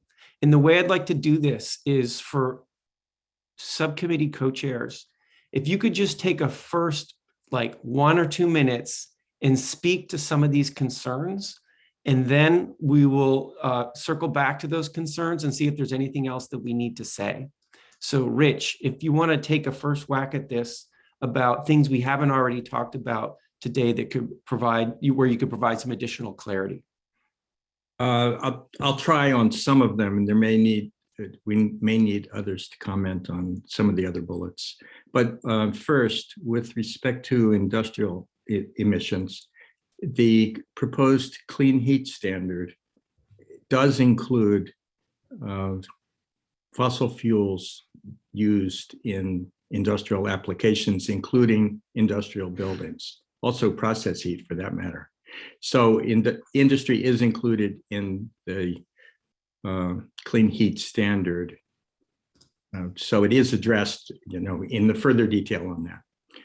And with respect to rental properties, I think that David Farnsworth can speak to this. It was really important to the committee to identify the portion of the housing stock where energy burdens are most concentrated. And the larger scale rental landlords, it turns out, are a good place to find households that have high energy burdens. And we thought that if we were going to have a building code for existing buildings in Vermont, requiring their upgrade, that we would start with those rental properties, as opposed to a mandatory upgrade of existing building stock statewide. With respect to unregulated fuels, the clean heat standard is explicitly addressing not just natural gas, but also the fuel oil providers and propane providers statewide. The clean heat standard applies the requirement to wholesale providers of those fuels that are intended to be burned in Vermont. It's quite similar to the idea of a renewable energy standard that we have applied to electricity providers, and it has enabled our electric companies to transition quite substantially. It does not require end users or customers to make those changes. It requires the wholesale providers to demonstrate that they have delivered cleaner heat solutions to an increasing fraction of Vermonters. But individual Vermonters can choose to switch or not to switch. And they can choose whether they want to put in a heat pump, or whether they want to weatherize, or whether they want to get a pellet stove or burn biofuels. There are a lot of choices there and a lot of ways to meet the standard. So both rural customers and urban customers will have, are intended to have lots of options under the clean heat standard. And finally, on this last bullet, I think we all agree that weatherization and heat switching have to go hand in hand. And electrification and making buildings electrification ready is part of that, but it's not the only pathway that we're going to need to get to reduced emissions. I guess the last point is that when we've looked at the modeling for heat switching,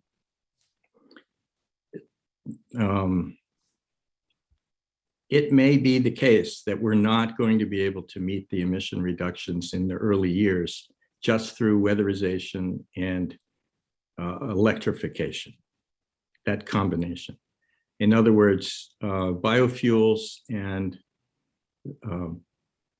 advanced wood heat have the potential, particularly in the early years, to provide emission reductions without the necessity of the amount of weatherization that we'd want to have if we were relying only on heat pumps. Thanks, Rich. All right, so that was some really helpful clarification from Rich. And I would ask folks who raised up these concerns, are there additional pieces of concern you want to raise up? Does this feel like it was sufficiently got an answer there? June, go ahead, please. So Rich, thank you for that whirlwind tour. I really, really appreciate it. Because I have such deep regard for your considerable expertise in this arena, I would ask you to say unambiguously for the people listening who are not as well schooled in this area, I mainly have in mind the listening public. In rural areas where people heat with propane that is delivered to their tanks, and in rural areas where people burn wood in their wood stoves, what would happen to them under this standard, particularly if they don't have a variety of options, alternatives, such as choosing to go with natural gas instead, or they don't immediately have a means of heating with electricity? Can you speak to that unambiguously? Well, the first part of the unambiguous answer is that individual customers aren't actually required to do anything under the clean heat standard.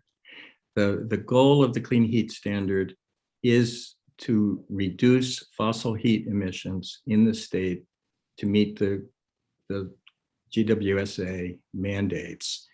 And the providers will have a lot of options that they can put in front of customers.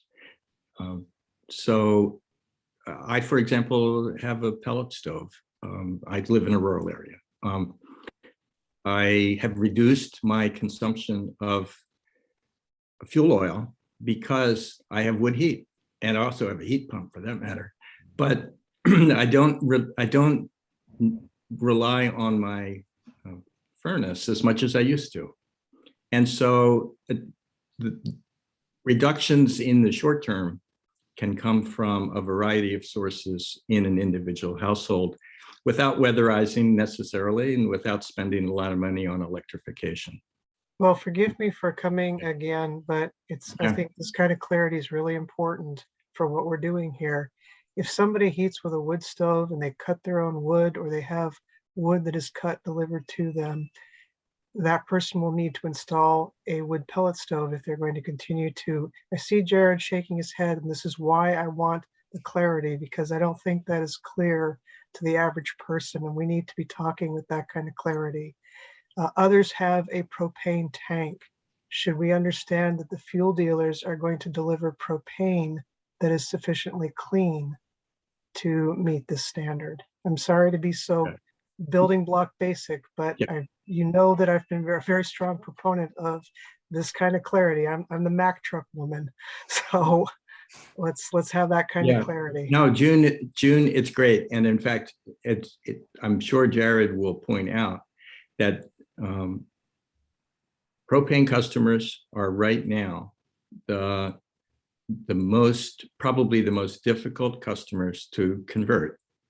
And I don't expect that, as I said at the outset, and I want to emphasize, no one's required to convert. So the propane dealers can continue to deliver propane, but somewhere else in the state, there's going to need to be a reduction in emissions. It's easier to deliver biofuels, to a fuel oil customer. And I would expect that would be one of the target areas that would come before converting propane customers. I'm going to yield the floor back. I think what Thanks. I just heard you say is that folks will not necessarily change out their gear. The idea is that we would adopt these goals or these standards, and we are counting on others elsewhere in the state who will make the changes such that in the aggregate, the reductions will be there. Is that fair? Yeah, that's it. And that the obligated providers are going to look for the opportunities where customers are interested in making a change. I mean, just like we do today with, let's say, the incentives offered for pellet stoves today. Okay. Nobody is required to do it. It's the requirements under Tier 3 of the Clean Energy Standard are met by customers who choose to do it. Thank you. That's enormously helpful. And if this is starting to feel like a PUC proceeding where I'm cross-examining, I do apologize. I will now be quiet, David. I love talking to you, Jane. I know. All right, so folks, you can imagine we've got a lot of potential issues, right? So that's really helpful clarity, and sort of the velocity of our work today probably needs to pick up the pace just a little bit. Catherine, go ahead. I just wanted to clarify, can you hear me? Yeah. Okay. I just wanted to clarify my question about the unregulated fuels, about propane and fuel oil. And that was specifically in regard to the opportunities that regulated utilities have for this on-bill tariff, where the debt is passed if you sell your house and all of that you talked about. And that doesn't seem to be available for rural residents who heat with these other means. And I'm wondering if there's a parallel structure available. And then my second question is following up on June's questions. If I was reading it the way I read it, if I am a propane customer, which I am, as are most of the people in my community in the rural area, it sounds as though propane will be less and less available and more expensive under this clean heat standard. So there will be a compelling need at some point to switch fuels. And if so, how will that work to support rural residents in that necessity?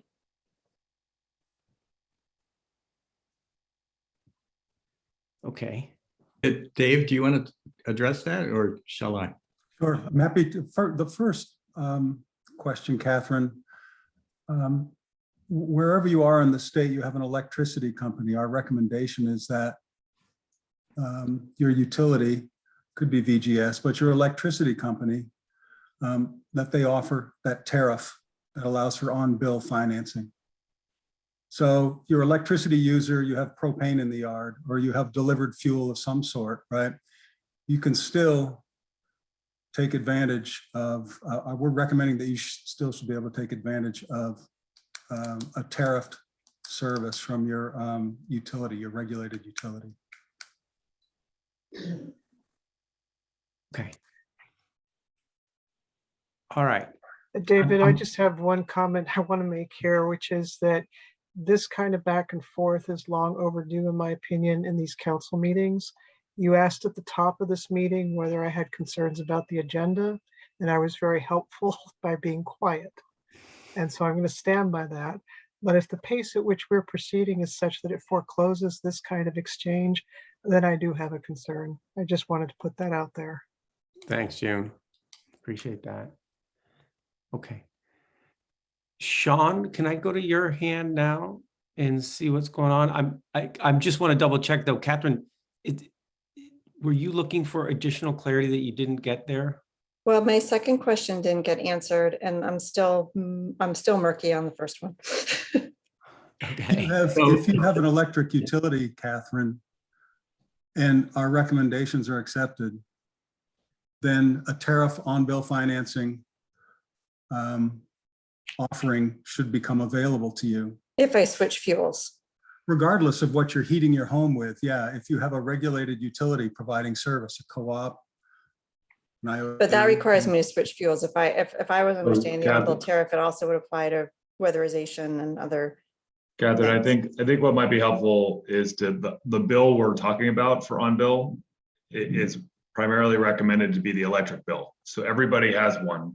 You would finance that through that bill, regardless of what options you chose to undertake under the program, whether that be weatherization or fuel switching.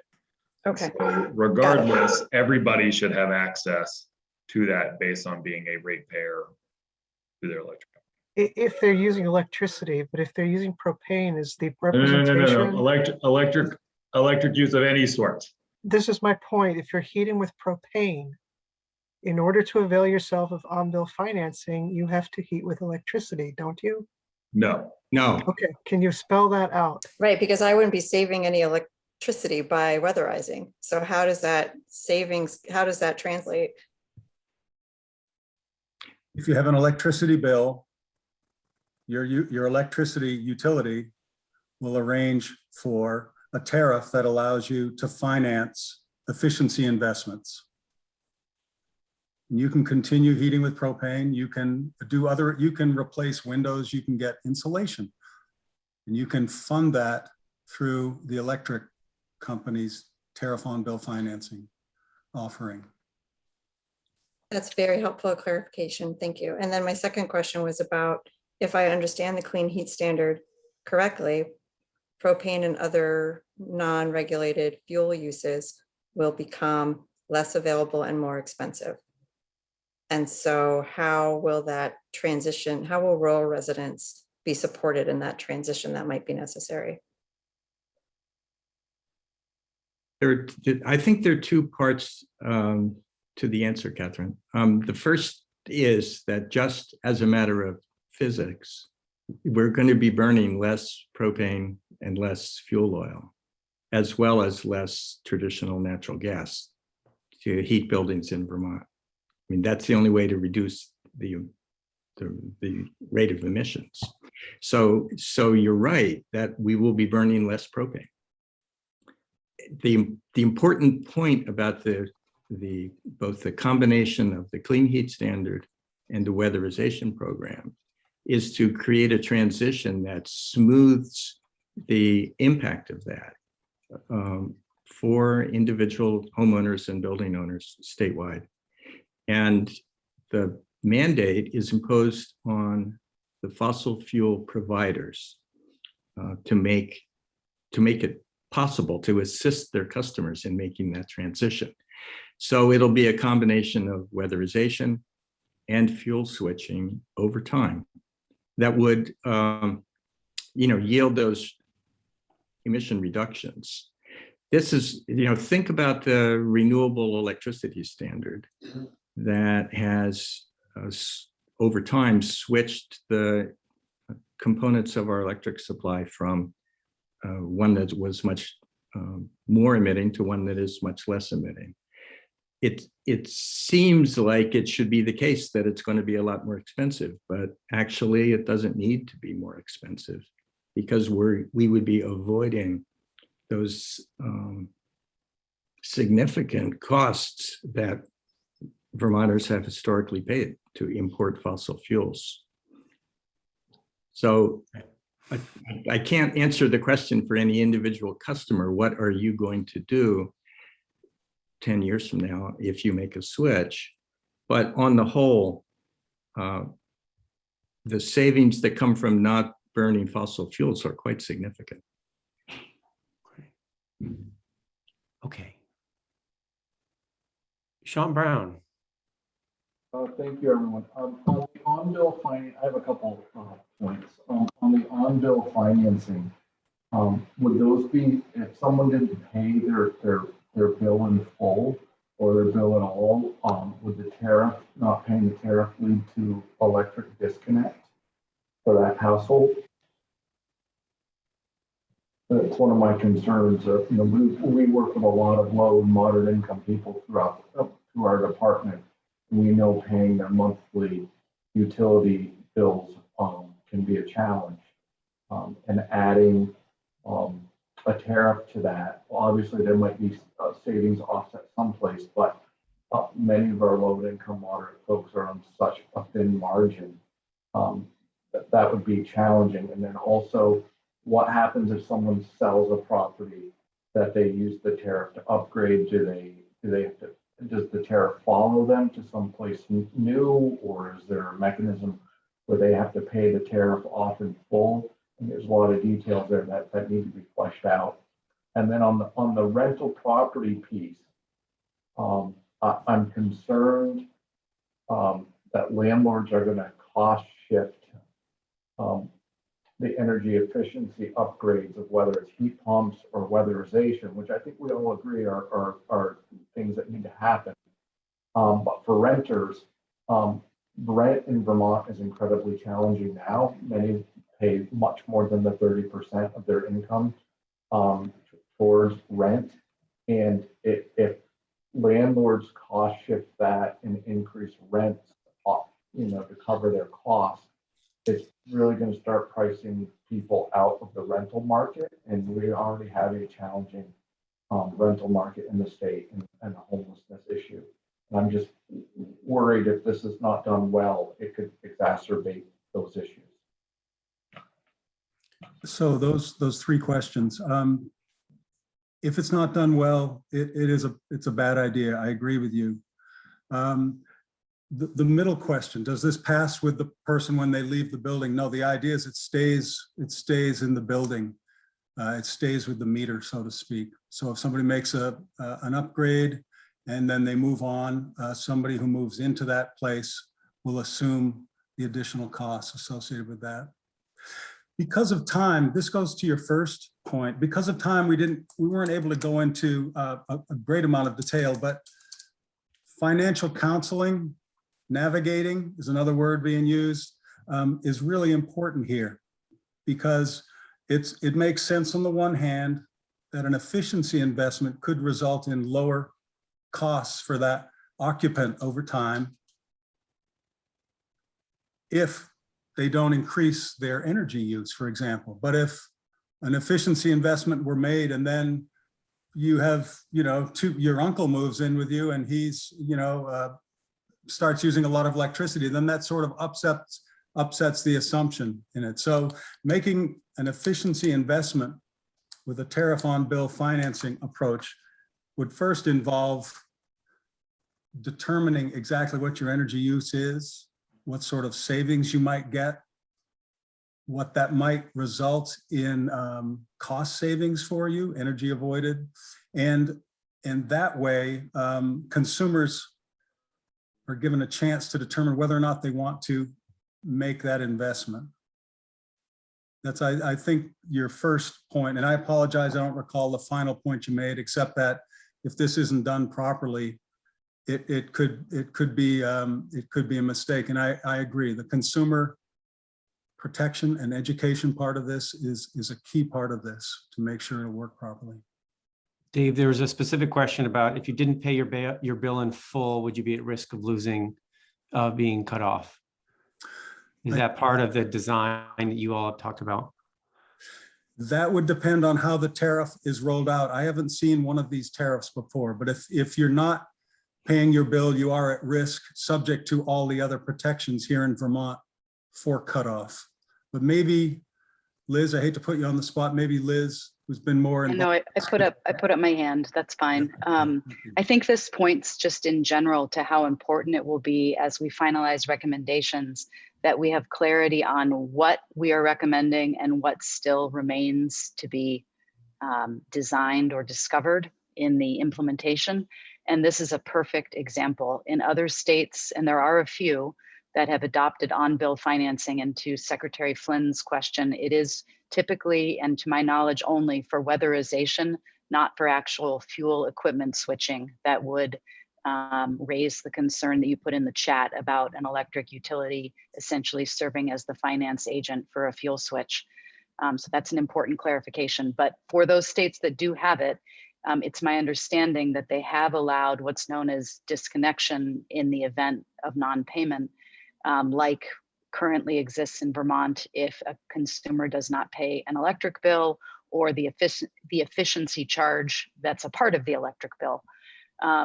That would be somewhat of a departure in Vermont for the other programs that we presently have that are consumer-based product programs, and there are a few, like our storage programs at GMP, and Vermont Electric Co-op has some as well, and some of the other utilities have put out such programs. So the question of disconnect and how that would be handled would very much be a part of a tariff proceeding. I know, speaking on behalf of the electric utilities, you know, for which I'm the representative member, we do have concerns about how that would affect our customers, how our ability to do those disconnects for something that's not directly an electric service would be handled, and would want to ensure that not only good consumer counseling and other protections are in place, but that there's real clarity for customers what they're signing up for on the front end.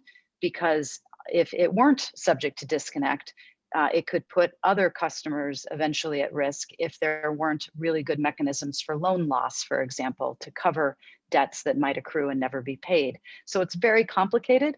And just to wrap it up, if we're going to put this recommendation forward, as I know the cross-sector subcommittee hopes will occur, we should make sure to clarify what we're recommending and what still needs to be made a part of a good, successful design rollout. Thank you. Thanks, Liz. Thanks, Liz. David, I suspect you want to move on, but I think I should address the biofuels question with respect to the clean heat standard. We agree with the concerns that have been raised about the quality of biofuels. There's a wide range of potential biofuels, and including sources of wood for that matter. And we've thought a lot about that. There are certainly biofuels that are not sustainable and not environmentally desirable, and that don't even have, meaningful emission reductions.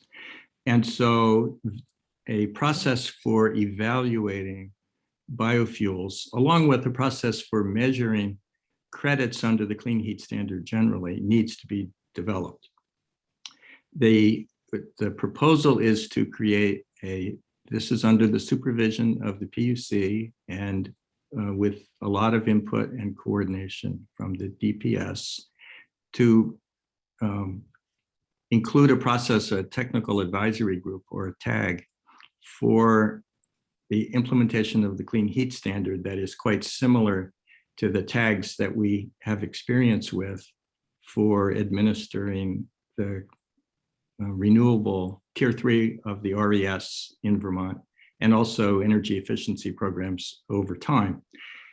That tag would be required to measure the sustainability and the carbon reductions associated, net carbon reductions associated with different clean heat options, and to disqualify those that aren't sustainable and aren't environmentally desirable. There is a lot of work across the country that has been done on this. California has a low carbon fuel standard. They have evaluated many different kinds of biofuels, and there's a lot of scientific evidence that Vermont can rely on, and that I would expect the TAG to use and the PUC to review. So I would just like to reassure people that the committee has thought long and hard about the quality of biofuels and recognizing it's quite a range, and we recognize that, and we want to build it into the program. Thanks, Rich. Okay, great for picking that up out of the chat. There's been a lot in the chat around that biofuels, and thanks for that clarification. Kelly, do you want to go ahead? Yes, thank you. So my concerns that I raised were up near the top there about the inclusion of commercial tenants and commercial landlords. And looking at the data that was shared by Cadmus earlier, commercial and industrial buildings account for a huge amount of our emissions from buildings. And it seems like a couple of simple things could help loop them into some of these plans. The easiest one would be to just make sure it's named in there that commercial tenants could also take advantage of this on-bill financing. I think that a lot of business owners who don't own their own buildings want to do the right thing. They want to make changes, and they can't necessarily convince their landlords to do them. And if they put in some sort of weatherization or efficient heat pump, for example, then they lose their lease or they move. They've just sunk a bunch of money into their landlord's property. So I think that simply adding commercial tenants in there would be a really nice thing. And a lot of our small business owners would really appreciate that. And I know that the goal is to focus primarily on low and moderate income households. However, a lot of Vermont's small business owners are low income Vermonters. So I don't think that they need to be discounted with that. There's an idea that all business owners are big businesses and they have tons of money and don't need any help, but that is actually not the case if you look at Vermont's business profile. The other thing would be for the commercial landlords having some of that rental property efficiency standard, which I think the bullets that say require on-bill financing tariffs, I think that's actually the language as it is now. And then the rental properties efficiency standard is really, really focused on houses. And I was wondering if something could be added in there to help landlords of commercial properties who also have lots of tenants at times, commercial properties of a certain size, helping to encourage those landlords to come up to a higher efficiency standard with some of their buildings. And some of these are aging buildings that are no different from a home. It's just that the use is for commercial purposes. So those are some things that I would like to see called out there. And I personally have experience as both a commercial tenant and a commercial landlord. And so I see both sides of this. And I think a lot of our landlords and a lot of our commercial residents would really like to do the right thing, but cannot justify it financially. And so helping to push these things in the right direction by putting a couple little tweaks in there, I think would go a long way. Thanks, Kelly. Okay. I saw Dave in the chat, Farnsworth, saying, sounds like good suggestions. Let's leave it there in terms of sounds good. If other folks want to push back on what Kelly's saying, feel free. Chris Campany, go ahead, please. Yeah, I guess one of the things I feel like we're getting real now. We're starting to realize have a real conversation about the impacts of these things that have been proposed as the council as a whole. But one of the things I was thinking about, I'm a propane user. I'm also a fuel oil user. But one of the things that we're going to have to think about, again, from resilience of Vermont and frankly the Northeast as a region, is as we begin to use less hydrocarbon fuel, especially oil, and propane is a byproduct of natural gas production and to some extent crude oil production. We're going to be left hanging as a region of the country, and that's one of the challenges now. I remember when I first moved to Vermont, people in Mississippi were asking me, "How on earth are you going to afford to heat your home heating it with fuel oil?" It's just. These are things we're going to have to wrestle with regardless. I'm really, really glad, though, that we're finally getting to these brass tacks. I just wonder, and I'm just going to put a pin in this, but we may have to carve out even more time to deliberate on all this, because I know we've about got a plan drafted, but I don't think we've got agreement on the policies. Okay. Thanks, Chris. Okay. Peter, if you want to introduce yourself to the council, go ahead, please. Yeah, sure. Peter Bourne, Bourne's Energy. And I just want to, again, I think I don't want to keep beating this horse here, but the reality is the biofuels, obviously, as mentioned, it does need to be the right product. It's made from some products are not particularly, great in becoming a biodiesel, as what we're familiar with here at Bourne's.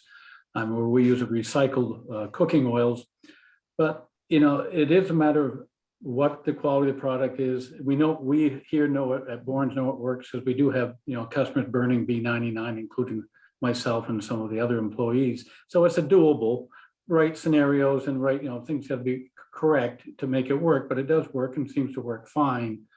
And I think in relation to supply, the independent energy dealers like Bourne's, and somebody mentioned Coda and like that, we adapt.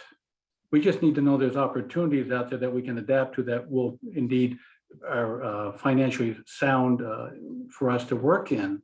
So as we look at what needs to be done and recognize that there's some creativity and some people that like Borns that are familiar with the industry to some extent here, and that if we can clearly understand the path, then we can probably find a way to adapt to it.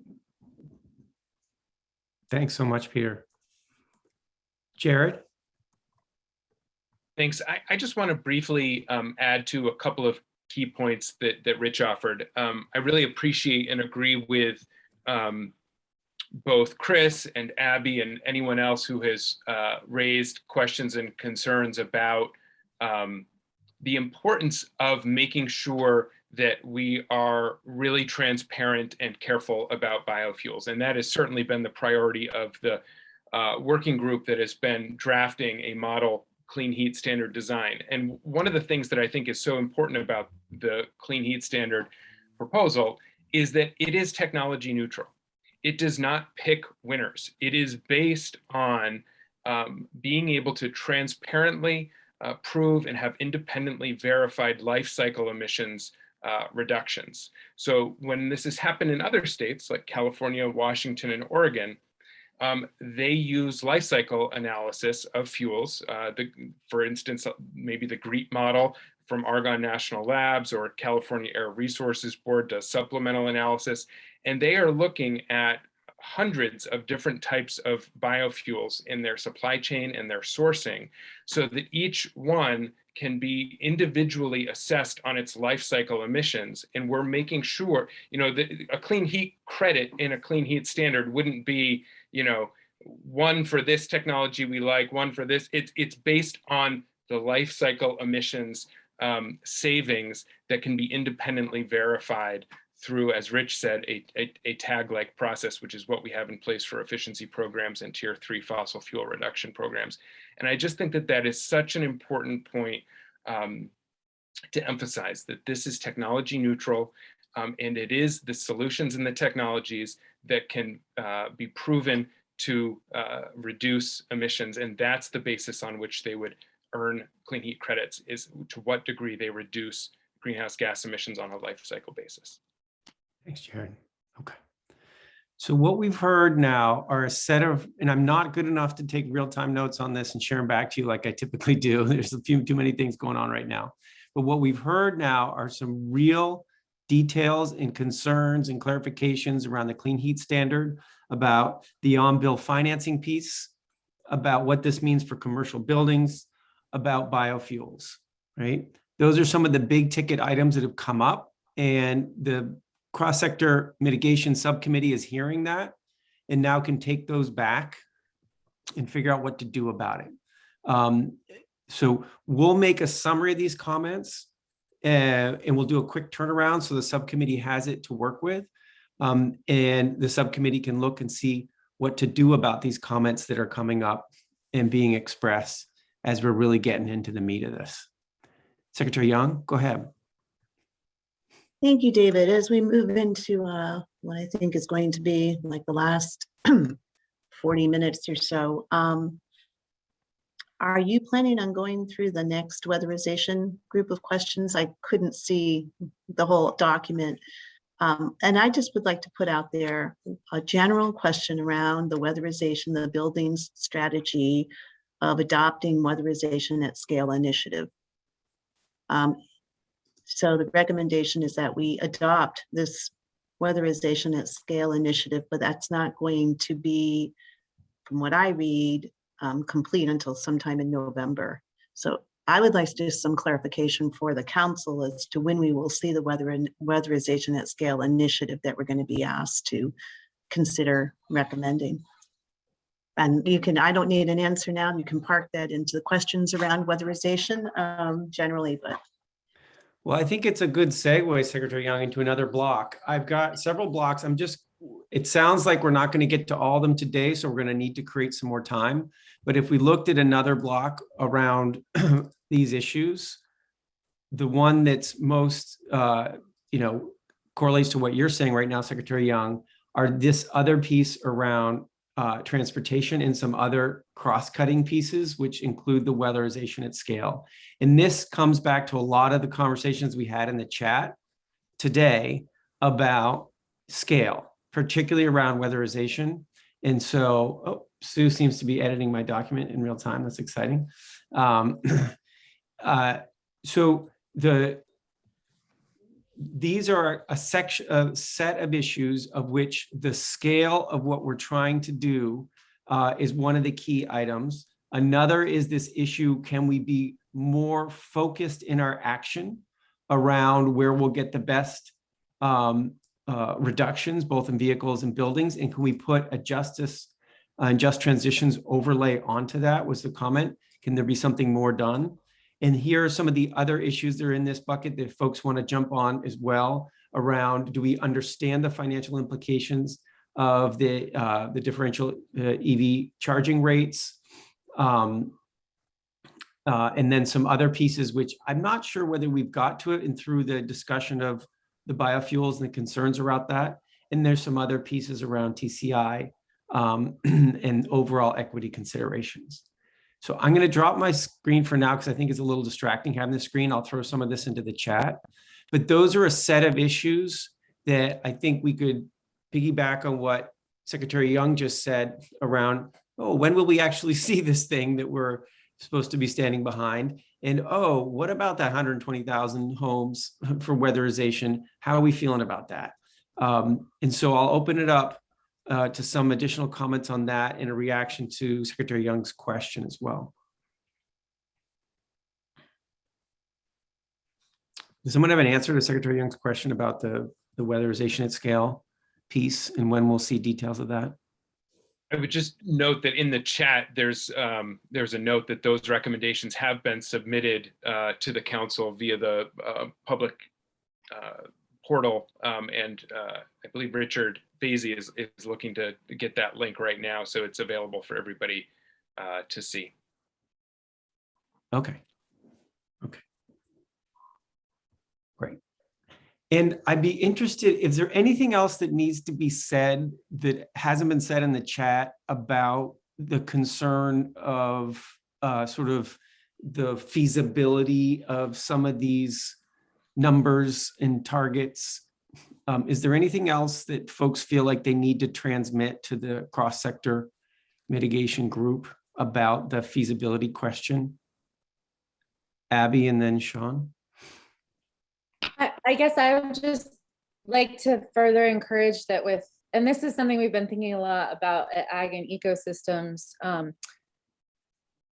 potentially adding some more robust language around, and I mean this, I know that Energy Action Network has provided an immense amount of really thoughtful data to this process, but I also think that sometimes when I hear some of the data sets presented, it doesn't align with my understanding of on the ground, what I know happens, for example, in the Deerfield Valley as like a geographically separate location.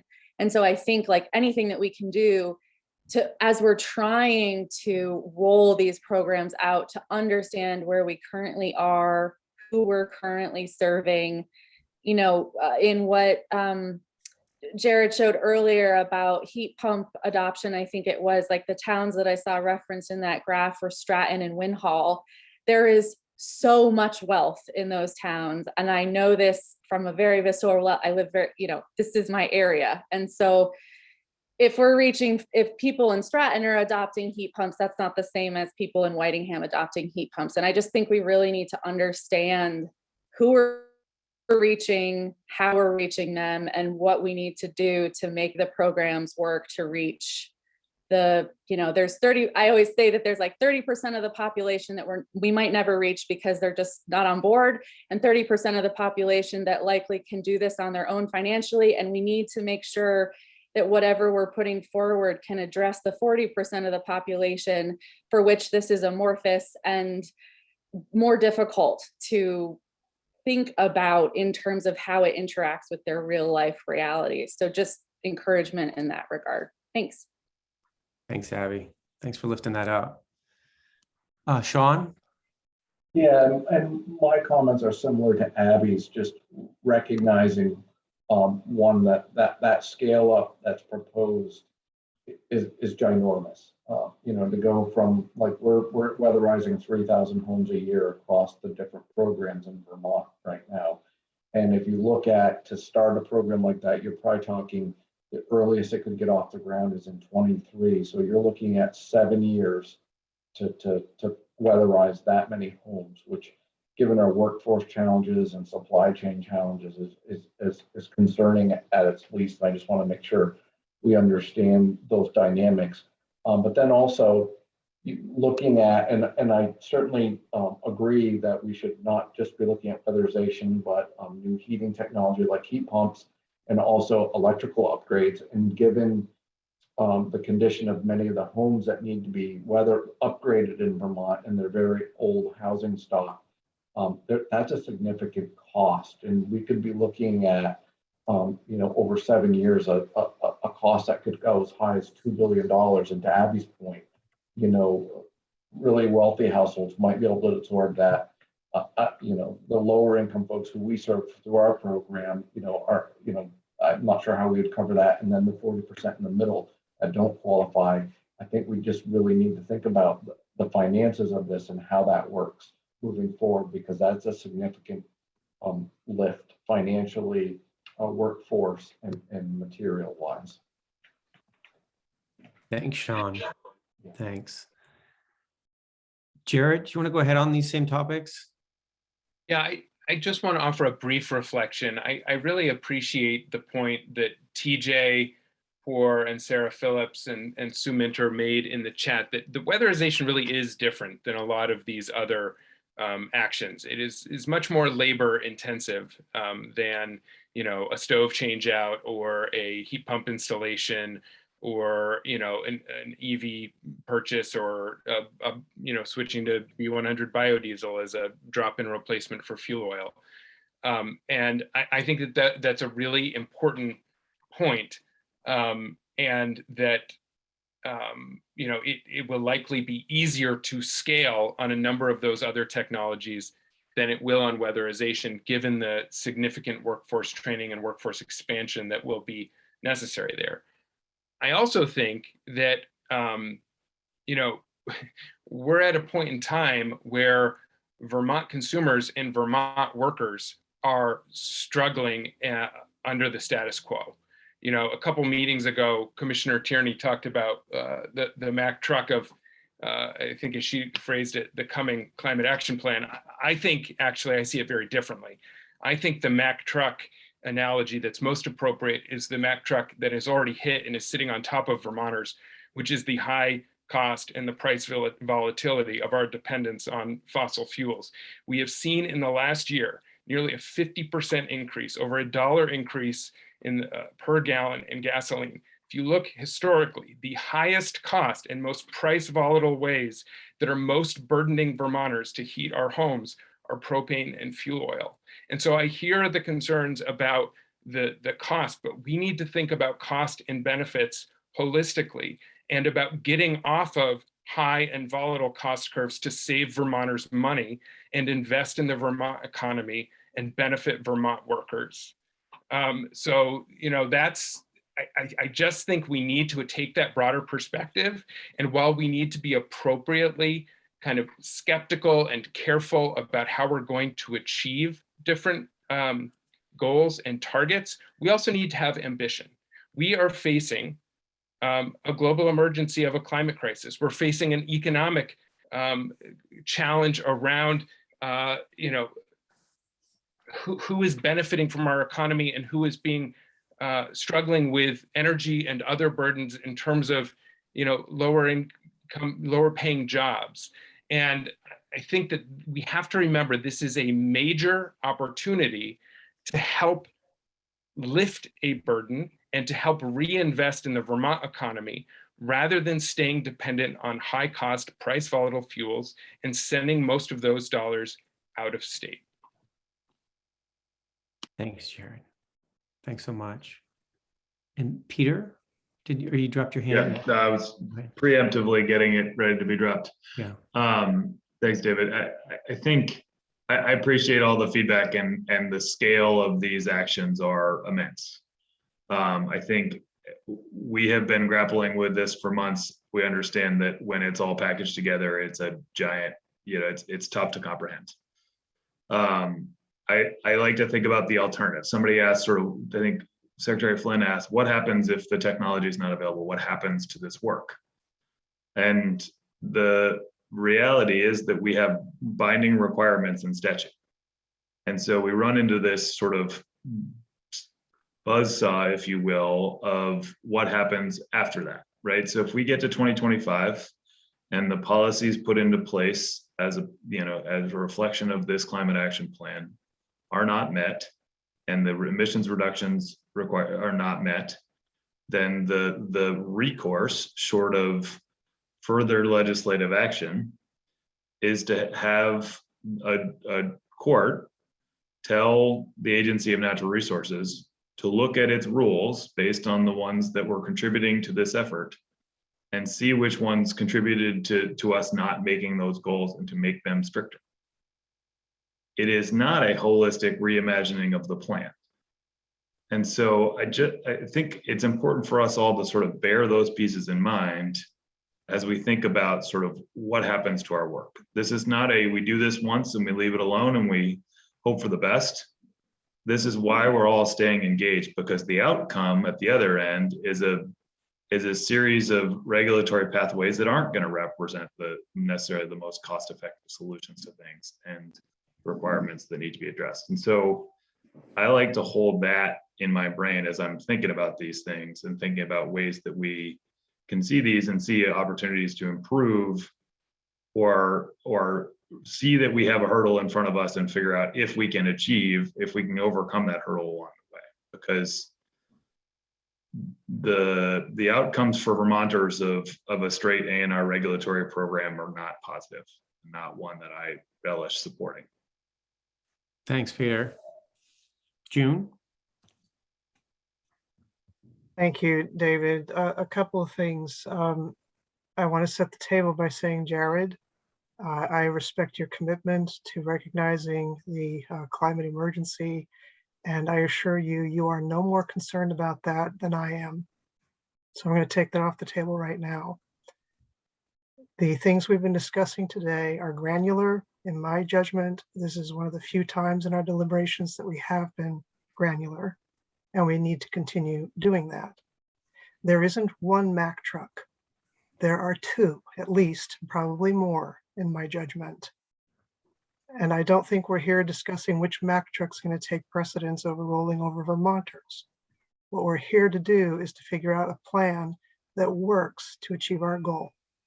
Now, I have spent the last year and a half struggling mightily under mandates from the federal government imposing timelines that had nothing to do with reality in order to first spend Corona Relief Fund money and now ARPA money.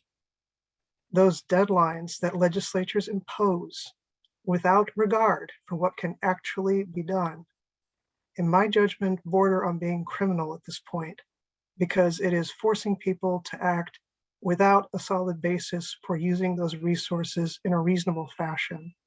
This plan envisions that we are going to make recommendations as to what the A&R should do in order for the state of Vermont and both the government and its citizens to reach these emissions reduction goals. In my judgment, to be in the position of making such recommendations without a solid sense of cost, but more importantly, whether these things are actually feasible, is to set this plan up for failure before it ever gets going.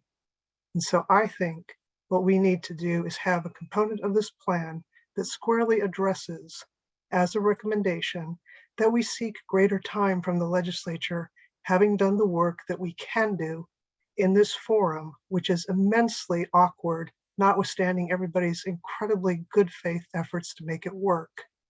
We have been called upon to do a form of planning at a level of granularity that neither the legislature could accomplish under such circumstances or any of the agencies that I have worked for in my career.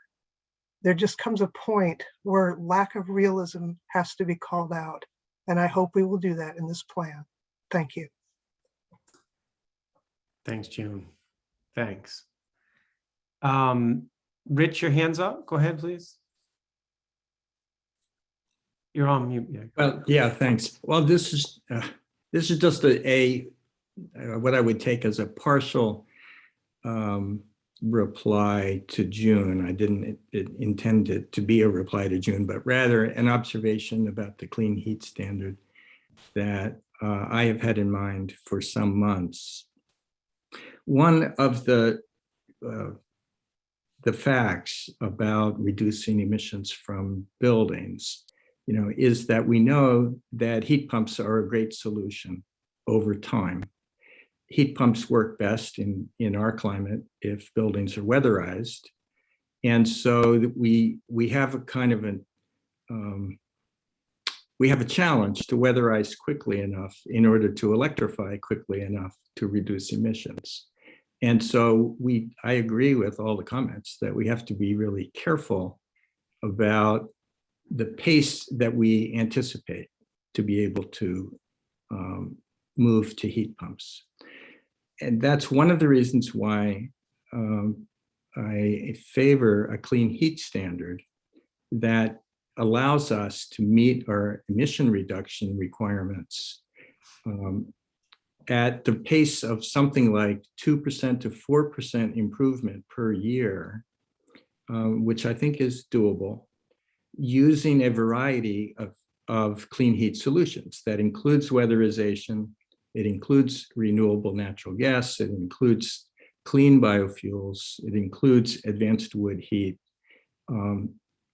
There are a variety of ways that we can make a lot of progress if we allow ourselves to use these a range of techniques and don't put all our eggs in one basket and don't try to force technological change too fast. So I agree that weatherization at scale proposal is really ambitious.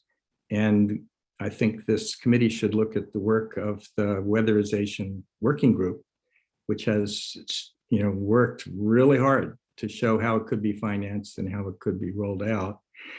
But even without that pace of weatherization, if we have programs in place that expand the incentives offered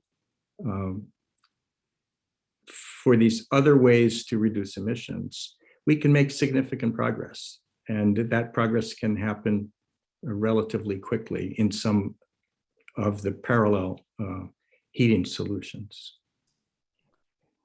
Super. All right. Okay, Bram, go ahead. I want to take another angle at Secretary Flynn's question of what happens if we don't hit these numbers, and also to address the concerns about the feasibility of the vast scale of weatherization, electrification, and electric vehicle transition that is required. The plan we have before us, there are many things that we could do, and the plan that we are drafting here has kind of our best estimation of the most likely and most feasible path we have to achieve the statutory reductions. Do we know that it's possible to weatherize that many houses that fast? No. Do we know that it's impossible? No, we don't know that either. I think this is our best shot at achieving the goals. So it is incumbent upon us to put everything we have into trying to do this. If we don't get the numbers by the years that we have laid out on this timeline, again, what happens? Well, A, we keep going, so we fall off the timeline, but we keep going. But B, we will have come as close as we possibly could by trying to achieve these large numbers. Having those targets and those plans, I think, will force us all to figure out how can we best achieve this? How can we most likely achieve this? How can we move as fast as we can? What resources can we bring to bear? And if we don't get there, we will get as close as we possibly can. Thanks, Graham. Okay. Secretary Young? Hang on one second. I think you're still on mute. I'm just going to exercise the chair's prerogative and I guess as one of my last thoughts on this, I can't help but see the parallels between these conversations that we've had today and the Clean Water Act of 2015 and the EPA requirements that were put on Vermont to reduce, our phosphorus emissions into Lake Champlain. We're in the same situation, and it took 2 to 3 years for conversations like this to occur. We all knew what the solutions were, which in this case, I'm hearing the primary solutions here are more weatherization and more EVs and more electrification. And the question that we have now is to scale. The legislature didn't give us a choice, Bram. In my view, they didn't set these as goals. They set these emission reductions as mandates. I think that's one of our struggles. But with the clean water, I'll just remind folks who were involved in it. Once we figured out what we need to do to reduce phosphorus and loads into the waters of the state, was we looked at what can we realistically do year after year? How much money do we need to have year after year to fund the realistic build out of heat pumps or build out of, in this case, EVs?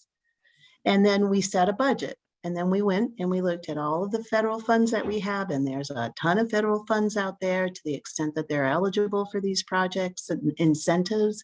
We probably already have financing ready to go towards incentives. There are a lot of tariffs, taxes, fees, and in what I'm seeing in the proposals, but we don't know how much we need to raise, and we didn't know that with clean water.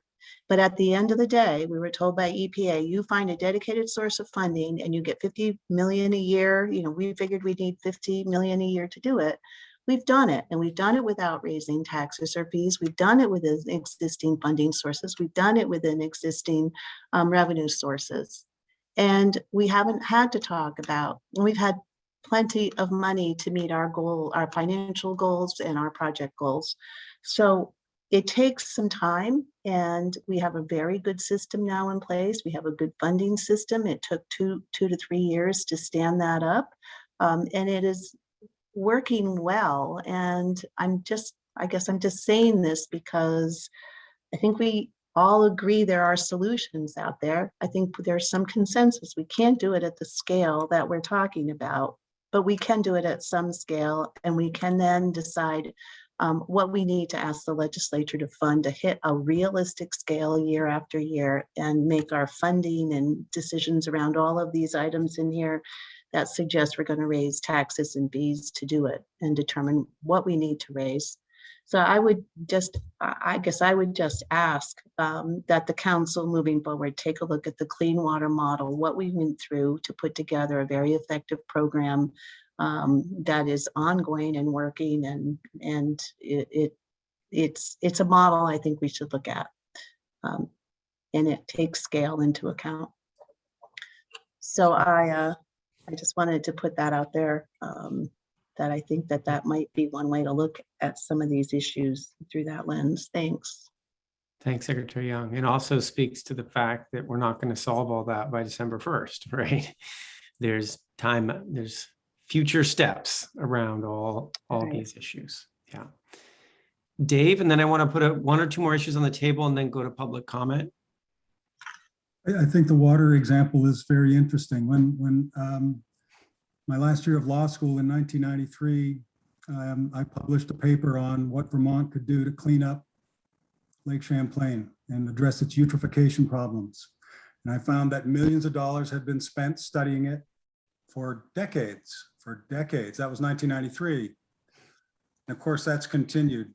I think it's an interesting model. I would also hope that maybe we look at the workforce development model that's resulted from Vermont getting behind solar industry, maybe in the last decade. that workforce expanded significantly when there were clear messages given as to the state providing policy support to bring in private capital to get these sorts of things done. So I hope we look at other models. Thanks so much, Dave. So we have 5 minutes before we go to public comment. And I know there's a couple pieces in these other blocks of topics that we haven't touched on. We haven't touched on the issue of a building code, right? We haven't touched on the issues of concerns about impacts outside of Vermont. And so I think this is an opportunity. If you want to put an issue on the table, we have 5 minutes to work on it. And then we'll take public comment. And then obviously it's a challenge for all of us as a council to figure out how do we have the time needed to reach December 1? And do our current scheduled meetings allow us to have these kinds of conversations to the depth that we feel comfortable achieving. So before we go to public comment, is there any one last issue? Lauren, I see your hands up. Go ahead. Not a specific issue for cross-sector mitigation, but to respond to your question, David, about time. I think it's very apparent that we don't have the time, at least as we are currently structured and scheduled out. The plan's due a month from yesterday. I believe we only made it through, if maybe not even all the way through, one of the 4 sectors today from cross-sector. And as reticent as I am to make this recommendation to all of you for more time, I think I would like to see that we move forward with following standard public meetings, where you only end a meeting when you actually made your way through the agenda, or when a motion carries to adjourn the meeting, instead of prioritizing finishing the meeting as scheduled. I don't know how we're going to get to all the issues. This is just one of the 3 subcommittees that also has to present. And then we also have a meeting that's devoted to the cross-cutting groups and the work that they're doing. So there are a lot of actions left that are largely controversial, I'm sure, and are going to require significant conversations since they've largely been siloed in their subcommittees. So I'll offer that as a potential really heartbreaking, admittedly, solution to our time constraints. Great. Thanks, Lauren, for the suggestion. It's a dilemma how we make the time for ourselves while not collapsing ourselves in the process. Okay. All right. I wonder if Secretary Young, and then we'll go to public comment. Just one observation to your point, Lauren. As I was reading through these materials, there are a lot of items in here that say need more data, need more study. And so it's difficult, to get through those until that work has been done. Is there a way for us to set those aside in a bucket that says, after December 1, these are things we want to look at more closely. We'll have more data. We'll be in a better position to make recommendations, and then just focus on those where we're all comfortable with the underlying book of work and what these things mean if we're supporting them. So I just offer that up as an observation I made reading through. Yeah. I think it's an opportunity as the drafting continues to really focus in on what is it. I think someone said it earlier today. What is it that we're actually saying for this plan, and what are we signaling as a set of issues that need further work going forward? Okay. Why don't we do some public comment and then circle back from that public comment and see where we are? So I'll invite folks who've been observing our conversation today to raise up your hand in the Zoom system or put a comment in the chat, and we can spend some time listening to folks who've been with us observing. I see Jennifer, your hand's up. Go ahead, please. Thank you so much. my name is Jennifer Byrne. You may recognize me. With a team out of Vermont Law School's Environmental Justice Clinic, led a workshop at the beginning of this process with you, focused on equitable participation. I'm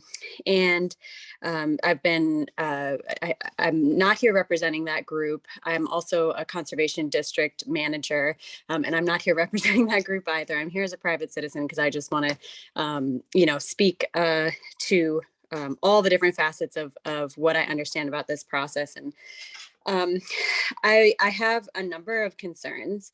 I am in touch with several people within the council sphere and have been monitoring this process at different levels. And there's, process is the operative word. It's really not, it's not just a word. There's a reason that, that we have the definitions that we have, such as the environmental justice definition at the federal level, that talks about meaningful involvement of all people in the development of and the implementation and enforcement of environmental laws, regulations, and policies. Meaningful involvement. I wonder if you've ever had a meaningful conversation that was rushed, or a meaningful conversation with someone who you knew disrespected you. And I see that, I witness that, and I hear that throughout this process, that there are, many circumstances and instances of implicit or explicit sexism and racism that's just sort of inherent throughout the way that this has been run. That should be a concern to all of us. And if it's a surprise, then, it may not be your perspective, but it is the perspective of many people. That needs to be relayed, I think, as the council to the legislature, to the legislature, that this process, just the inherent nature of it being so rushed, is excluding many people from the process. I know we talked a lot about in our training with you, we talked a lot about Title VI of the Civil Rights Act. And I know, it was said that there's some concern that there may be some type of, down the road, this winds up in court, that you're not meeting the standards that were laid out and mandated to you. But, I'm more concerned about the potential civil rights violations of enacting policies that have not been vetted by the community, have completely excluded the most overburdened communities. I think, that it's been a lot of harm and distrust throughout this process, this very rushed process. I feel for you all that this is rushed and it's not, on you. But at this point it is. And I think that could be a big piece of your recommendation to the legislature. If they're looking to fund something, fund a public participation process, fund every town to come together, at the town level and be a part of this planning process. The other little, the other piece of this, and sort of my other hat with agriculture, I'm not going to get into it too much, but I did hear, I believe Jared talking about looking holistically at the costs and benefits of the particular energy program that you were discussing. And I know that there's a lot of conversation around agriculture and only looking at carbon. This as the Payment for Ecosystem Services Working Group well knows at this point, carbon is not the answer to fixing agriculture. It was also, the water quality efforts were also mentioned. And if you want to look at that, that's going to take a lot of partnerships and a lot more expansive thinking and a lot more planning. And emphasis on conservation planning. So yeah, I just wanted to voice that, the lack of public participation, even for myself, I have not been able to participate in this process. There's been barely any outreach to the public to, get us in on this planning process. And you're not going to think of the ideas that the rest of the Vermonters will. And I just want to say, the Agriculture and Ecosystem Subcommittee and the Just Transition Subcommittee, they are specifically overburdened. You sought out specifically overburdened people to serve on this council. And then, I think just by nature of this timeline, they are completely overrun and unable to meaningfully participate. I think every single person on the council should be upset by this, very concerned. And this is a sticking point. Just transition didn't just come out of nowhere. This came out of a legacy, a history, and that's why I bring up environmental justice at the top. The environmental justice movement started somewhere around the 70s and prior to, but as it currently stands, starts around the 70s, where Black people, Indigenous people, and other people of color have been intentionally excluded from participation in this level of decision-making about environmental issues, issues of health, issues of well-being, issues of environment, issues of access, and issues of decision-making just for their own, within their community, within their state, and within their country. And so this is the level that we're at right now. We have a huge opportunity in Vermont. We actually have the phrase just transition in legislation, but a just transition can't be a lens or a lid or some type of thing you slap on afterwards. It starts at the very beginning of the plan. And so I just encourage you to, if you can, take a big step back and suggest and work with folks who are working on this around the state, a serious public participation process for the next year. Even if you had another year to come up with this plan, it wouldn't help because there's no public participation plan. There's no community engagement plan. I mean, not to say no, and thank you for hiring the contractors that you did and listen to them. That's what I'll say. And I yield the mic. Thank you. Thanks, Jennifer. Thanks very much. I see some other hands from Matt and then Linda. Matt, go ahead, please. Yes, thank you. My name is Matt Coda. I'm the executive director of the Vermont Fuel Dealers Association. We're a nonprofit trade association representing heating oil and propane suppliers in the state of Vermont. I want to disclose that I have driven a Mack truck, but not the one in Commissioner Tierney's metaphor. I'd like to highlight Jared, Rich, and Chris's work on the clean heat standard, and particularly one comment that Jared made today about the clean heat standard being technology neutral. Yes, that's how we can use the existing workforce, existing companies, Vermonters, Vermont-owned companies, to help meet those carbon reduction mandates. And for those with concerns that I saw in the chat about biofuels being a carbon mitigation strategy, please know that the CAP doesn't have to figure this out in the next 25 days or however long you have. There are a number of examples from the California Low Carbon Fuel Standard to the Federal Renewable Fuel Standard that this math, this template for calculating life cycle carbon emissions in biofuels, which are used all across the country, 4 billion gallons of biodiesel, renewable diesel being created here in the United States from agricultural products. All of these emission reduction calculations can be adopted by the TAG. So it's not something that this council needs to figure out in the next 2 or 3 weeks. Thank you. Thank you, Matt. Linda Gray, you're up next. Hi, thank you. And my energy expertise comes from serving on my town energy committee for about 12 years. And I want to highlight, you guys already know this, that you have to balance big picture issues and then with detailed policy. And so first I want to comment that on the big picture, that I really want you to keep in mind that we are going to have more tropical storm Irenes and more devastation like that, and keep that in mind, and that your job is to try to keep that count down over the next 10 or 15 years, but the count will be there.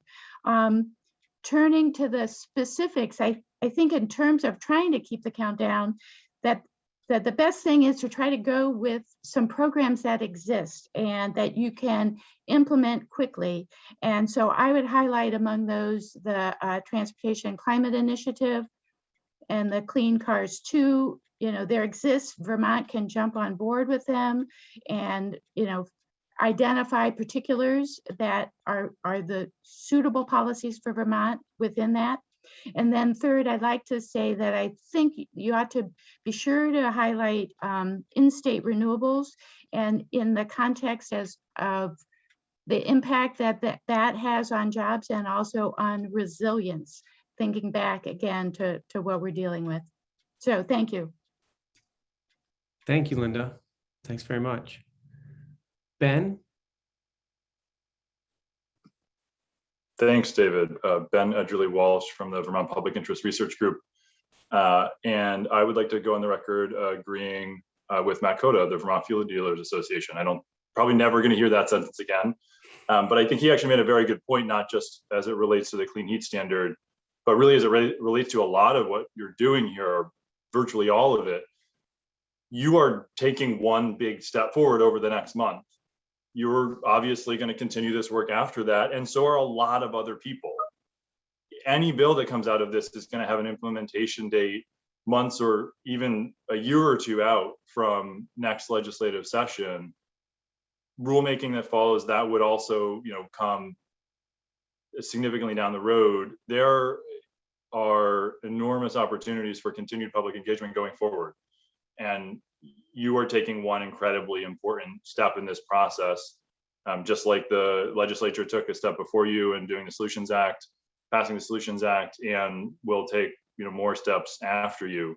So I really appreciate the work that you're doing. I also want to acknowledge very directly that we have a moral responsibility both to engage in a thorough and equitable process.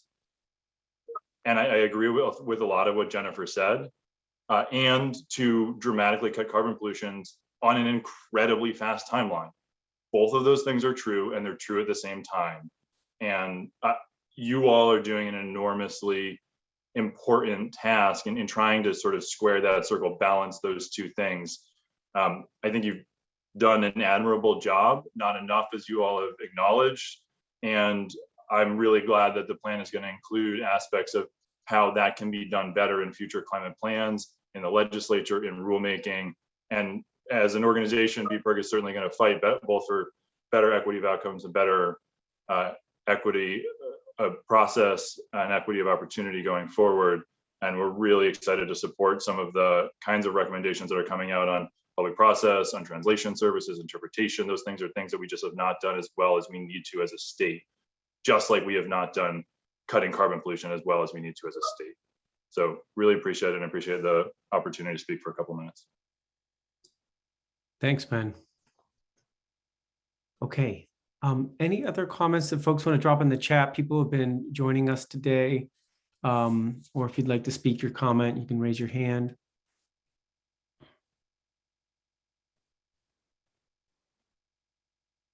Okay, great. Thanks. All right. So we're here to finish up. Secretary Young. Thanks. I don't mean to interrupt you. I think if we're getting into the next steps in the closing, I could speak to the question about what's next, who's next in the chair. That would be a wonderful thing to hear about. Okay. So those of you who've been in appointed positions know, and those of you who don't, it's not necessarily intuitive, but when the governor appoints a secretary or commissioner, the commissioner or secretary has a deputy, and the deputy positions are recognized by law in the green books, we call them, as having all the authorities and responsibilities of the secretary or the commissioner that they serve in the event of a vacancy in the office. So my retirement creates a vacancy in the office of the Secretary of Administration. And the Secretary of Administration is tasked under the Global Warming Solution Act as chairing the Vermont Climate Council. So that's a long way of saying, but I wanted you to know what the legal construct is. That's a long way of saying that the Deputy Secretary of Administration, Kristen Clauser, will be at the next Climate Council meeting and will be serving as chair by operation of law, and also because she's very competent and she's very skilled leader, and she's going to do a great job. Kristen has been the deputy for, I think about, I've lost track. She came in during the pandemic. So she's been here about 16 months.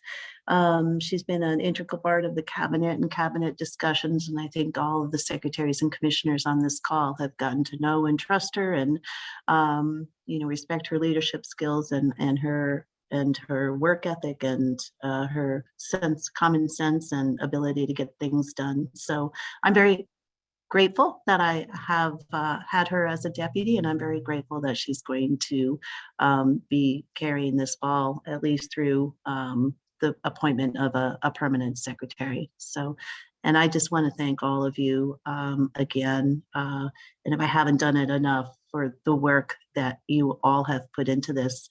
I have not been a member of a subcommittee intentionally, and I've really learned a lot by kind of trying to stay on the surface here and understand what's going to be coming up to the council. And it just reflects an incredible amount of work under very frustrating circumstances. And, you'll get there. Like I say, the clean water model the clean water conversations were very similar to this. This one probably has more complexity than that. But again, it's something I'm sure that working together, we're going to find a plan that works for all Vermonters. So thank you for your work. Thank you, Secretary Young. Thank you. Absolutely. All right. Okay. So there's been two kinds of feedback that have been coming up today. And I see Jane wanted to jump in. There's two kinds of feedback that have been coming up today. One is the substantive feedback about the issues that you discussed coming out of the cross-sector mitigation subcommittee, right? There's a number of substantive things you worked through, and you really valued the chance to just talk it through. Secondly, there's feedback about our process and our timing. Now that we're into the final hurrah, getting into at least the initial climate action plan. And Lauren put a specific suggestion on the table about how to handle that. There definitely is clear indication from today's meeting that time to talk it through is high value time for all of you. So I think we need to take this back from the organizing team, whether Jane and others, to figure out that process piece about how we get the right mix of time, and also how the substantive piece is at the right level to get to where we need to get to in the coming weeks. Chris, I see your hand up. Go ahead, please. Yeah, and just a piece related to this, and by all means, correct me if my perspective's wrong, but another challenge we've got is that we just have to address. It is what it is. So I'm not complaining. I'm just saying this is something we've got to address. Is we're ostensibly drafting the plan right now without having agreement on what we're doing. And so another thing we need to factor into all this is I don't know ultimately what we're going to agree on, because we're still trying to arrive at what we do, where we're going to find at least majority votes. So we also need to factor in, not only the current drafting, but I know that Jane and Marianne and others have already kind of lined up an editor, but we've also just got to think about the ongoing drafting that may have to happen too.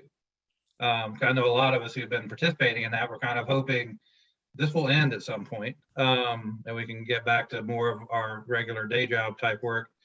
But the fact is that might not be the case. Maybe it will be, but I'm just thinking steering committees and others we're gonna kind of need to think this through, because we have these two processes going on at the same time, right? There's the deliberations and there's the drafting. And we're doing them concurrently to try to meet the deadline. But I don't have a solution, but it's just something I think, and maybe everybody else is already thinking this through, but it's just something that has been kind of making me sleep a little, not too well. Yeah. Hopefully. Thanks, Chris. Yeah, I think a bunch of us are definitely in that stressed mode of trying to see how all these pieces come together. I know Jane is at the center of this in the sense of really trying to pull those threads together and make sure revised drafts come out. I wonder, Jane, there's two things to do. One is to say what the process is right now, so people understand how, like, a set of conversations like what we have today turns into a new draft of the document. And then two, if we want to, we could do a quick pulse check or a vote on what Lauren says about a pathway to getting more time on the calendar for all of us. But Jane, why don't you just lay it out the way it is right now so people get a sense of what to expect, and then we can make a quick check on the amount of time we need. Sure, thank you. So for today's conversation, not dissimilar from how we handled, although obviously much more substantive, lots of comments and unfinished conversation. Like last week, your comments are summarized in the meeting minutes along with any written comments that I received from council members, for which today I did receive a handful of written comments on the draft. Those written comments were due to us prior to the council meeting. Those comments, along with the written up notes, are provided to the task leads and the subcommittee at whole to make those revisions and consider how to incorporate them. Just like today, we will post both track changed, updated drafts and clean copy final draft for last week's documents we reviewed from Science and Data. The same updated documents will be posted next week on behalf of cross-sector. I think that this one presents more challenges in that there are still issues to be considered and discussions to be had, but I expect we'll make current revisions as discussed today, and as CSM decides to respond and incorporate and include those updated documents, both in track changes and clean version, next Tuesday for posting and assimilation into a more comprehensive draft later in November. Again, at the November 16th meeting, that meeting is intended to be a longer meeting where we revisit issues from today that we weren't able to get to, as well as issues that we leave unresolved next week when we discuss the work of rural resilience and ag and ecosystems. I think that's largely the process. And so as far as the next phase of documents, Marion, myself, Ag and Eco staff, others are working to compile the different components of the pathways and contextual documents that are coming out of Ag and Eco and rural resilience. They'll be posted tomorrow morning along with a survey and summary documents similar to the way cross sectors was, in order to lift up issues for next week's conversation, and we'll follow a similar process like we did today for next week's conversation. Okay. So thanks, Jane. That's really helpful. I do want to be thoughtful of what Lauren's proposal was, and I'm happy to do a quick pulse check for folks if that seems like the right way to get some more time together, you as a council, to do that detailed sort of digesting and discussion that felt compelling today. Before I do that, I see Abby's hand is up. I was just going to offer, I'm not sure yet how the steering committee is going to choose to structure the agenda for next week, but regarding agriculture and ecosystems, because I'm just going to be very honest, what happened was the folks on Ag and Eco both were finalizing all of our work, and I think this is the same with rural resilience, in addition to attempting to review cross-sector all over one weekend and 3 hours of a business day. My hope is that will be ready on time, Ag and Eco's documents on time, or given enough time that hopefully you can sit with them a little more substantively. And so I think on behalf of Billy and I'm happy to say that we don't need to take any time presenting if that's not the will of the council.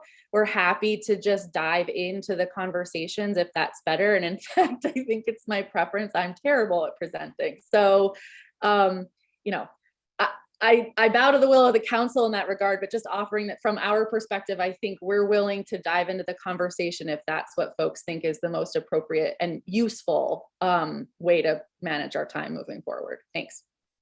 That's really helpful, Abby. I absolutely take that right into consideration. I think that may make the most sense for next week. Yeah.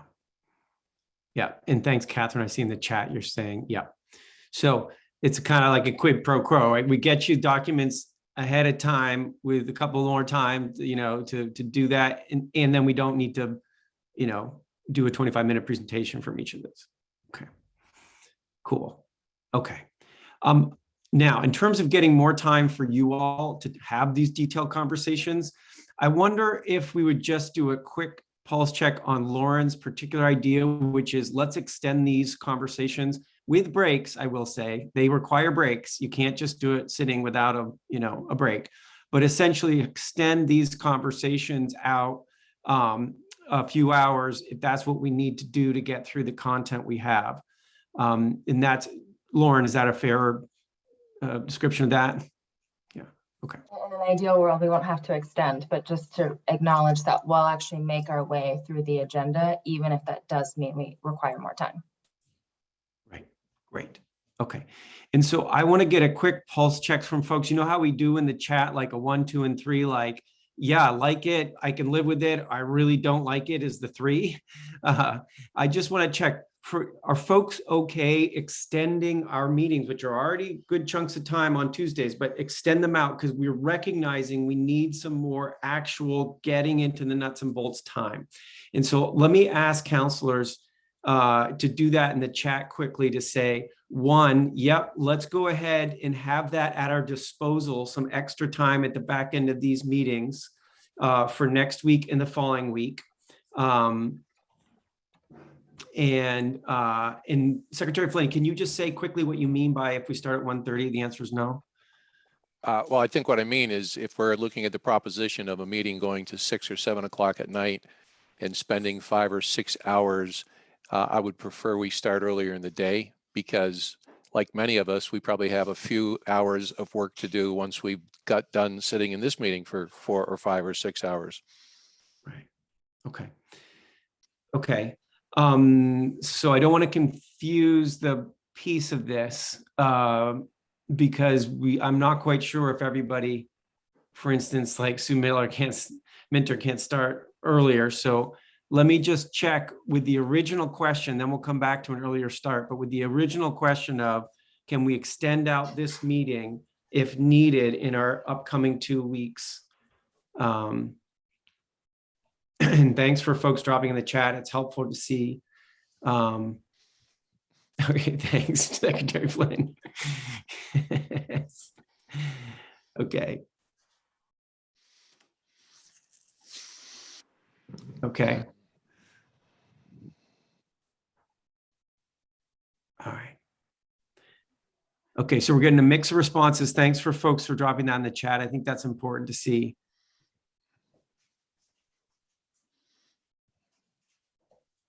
Okay. So what I'm seeing with this is, while several of you are okay doing that extension, others of you have a pretty hard stop for a variety of reasons, and that makes it challenging.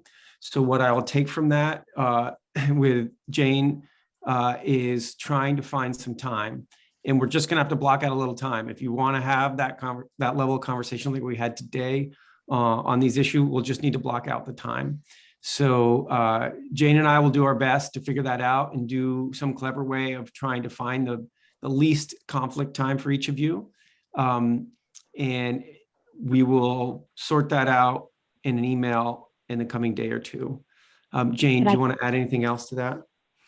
Well, yeah, I'm asking if you're suggesting that we do a poll for another meeting time, because I think I'm going to push back on that. And this is by far and large the time that worked for everybody. And it was all over the place. And with drafting right now and trying to coordinate a new meeting time, I would ask that, are we asking for new meeting days or extending a meeting? I just need clarity around that. Yeah, I think the key is maybe blocking out some time so that we have that available if we can't do it in our existing blocks of time. And so we probably don't have time to do a doodle poll. Yeah. Is that what you're asking? Okay. I don't think we have time to do that. I think it's just doing some informal polling around and trying to set a time, and that's our block. It's an extraordinary month for us. This is not for an ongoing basis. It's the extraordinary piece of getting to the hurdle of our initial cap. Okay. Great. All right, so we're seeing in the chat also a lot of interest in being as efficient as possible in these meetings, less presentation, more getting down to brass tacks. Okay.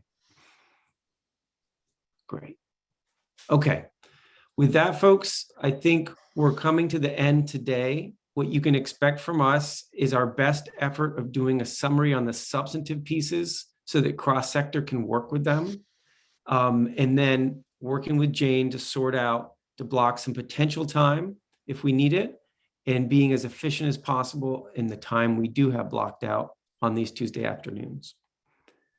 And thanks everybody for taking a look at the documents that are going to be coming out on rural resilience and on ag and ecosystems.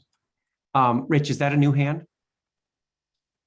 Yeah, I just, before we departed, I on behalf of the committee, I just wanted to say thank you to council members for raising these great questions. You know, Chris Kempany had a line earlier on. He says, like, okay, now we're getting real. I believe it's really important for folks to understand the work that the subcommittee is putting in front of the council. And I want to thank folks for putting their questions out there. You know, at some point, I'm going to agree with what Jared's just put in the chat, that it's important to raise the most important points and realize that a lot of the details aren't going to be in this plan. They're going to be adopted in rulemaking. They're going to be revised by the legislature. They're going to be taken to the public. We don't have to do everything in the plan itself. And I think we will, you know, increasingly recognize that. But really, I just wanted to, before we close this meeting, I wanted to say, I think the committee members, you know, across the board appreciate getting great feedback and hard questions from everybody. Thanks, Rich. Catherine?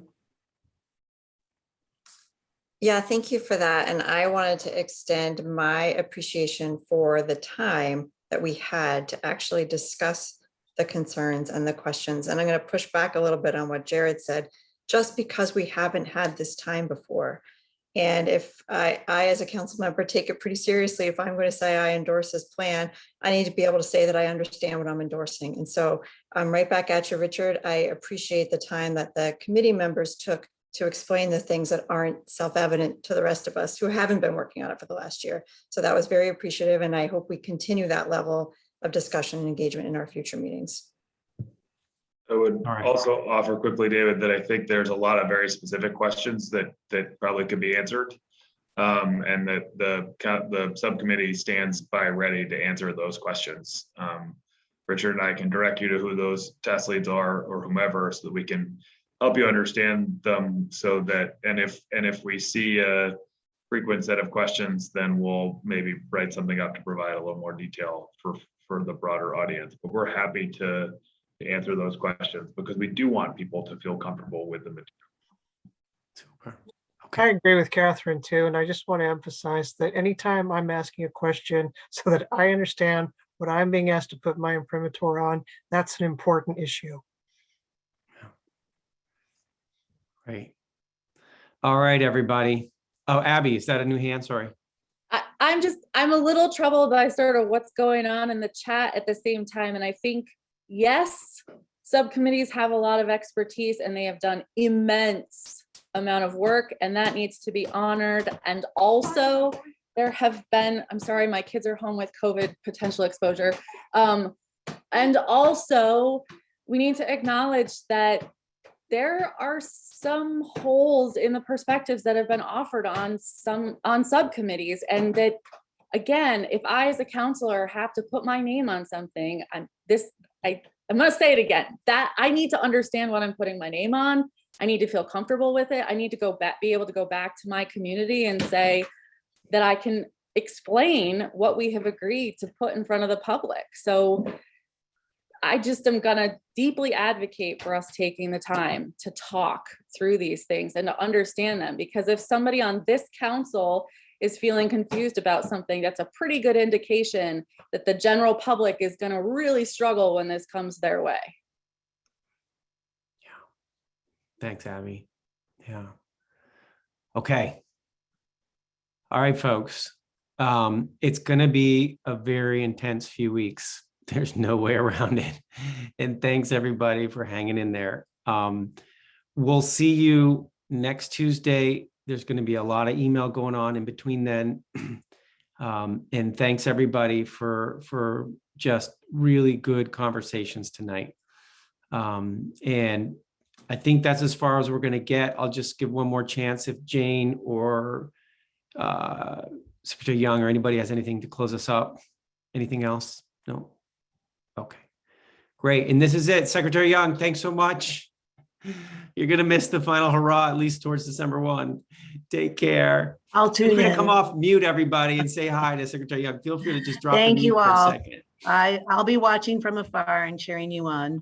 So thank We you. can come to you if you want. Okay.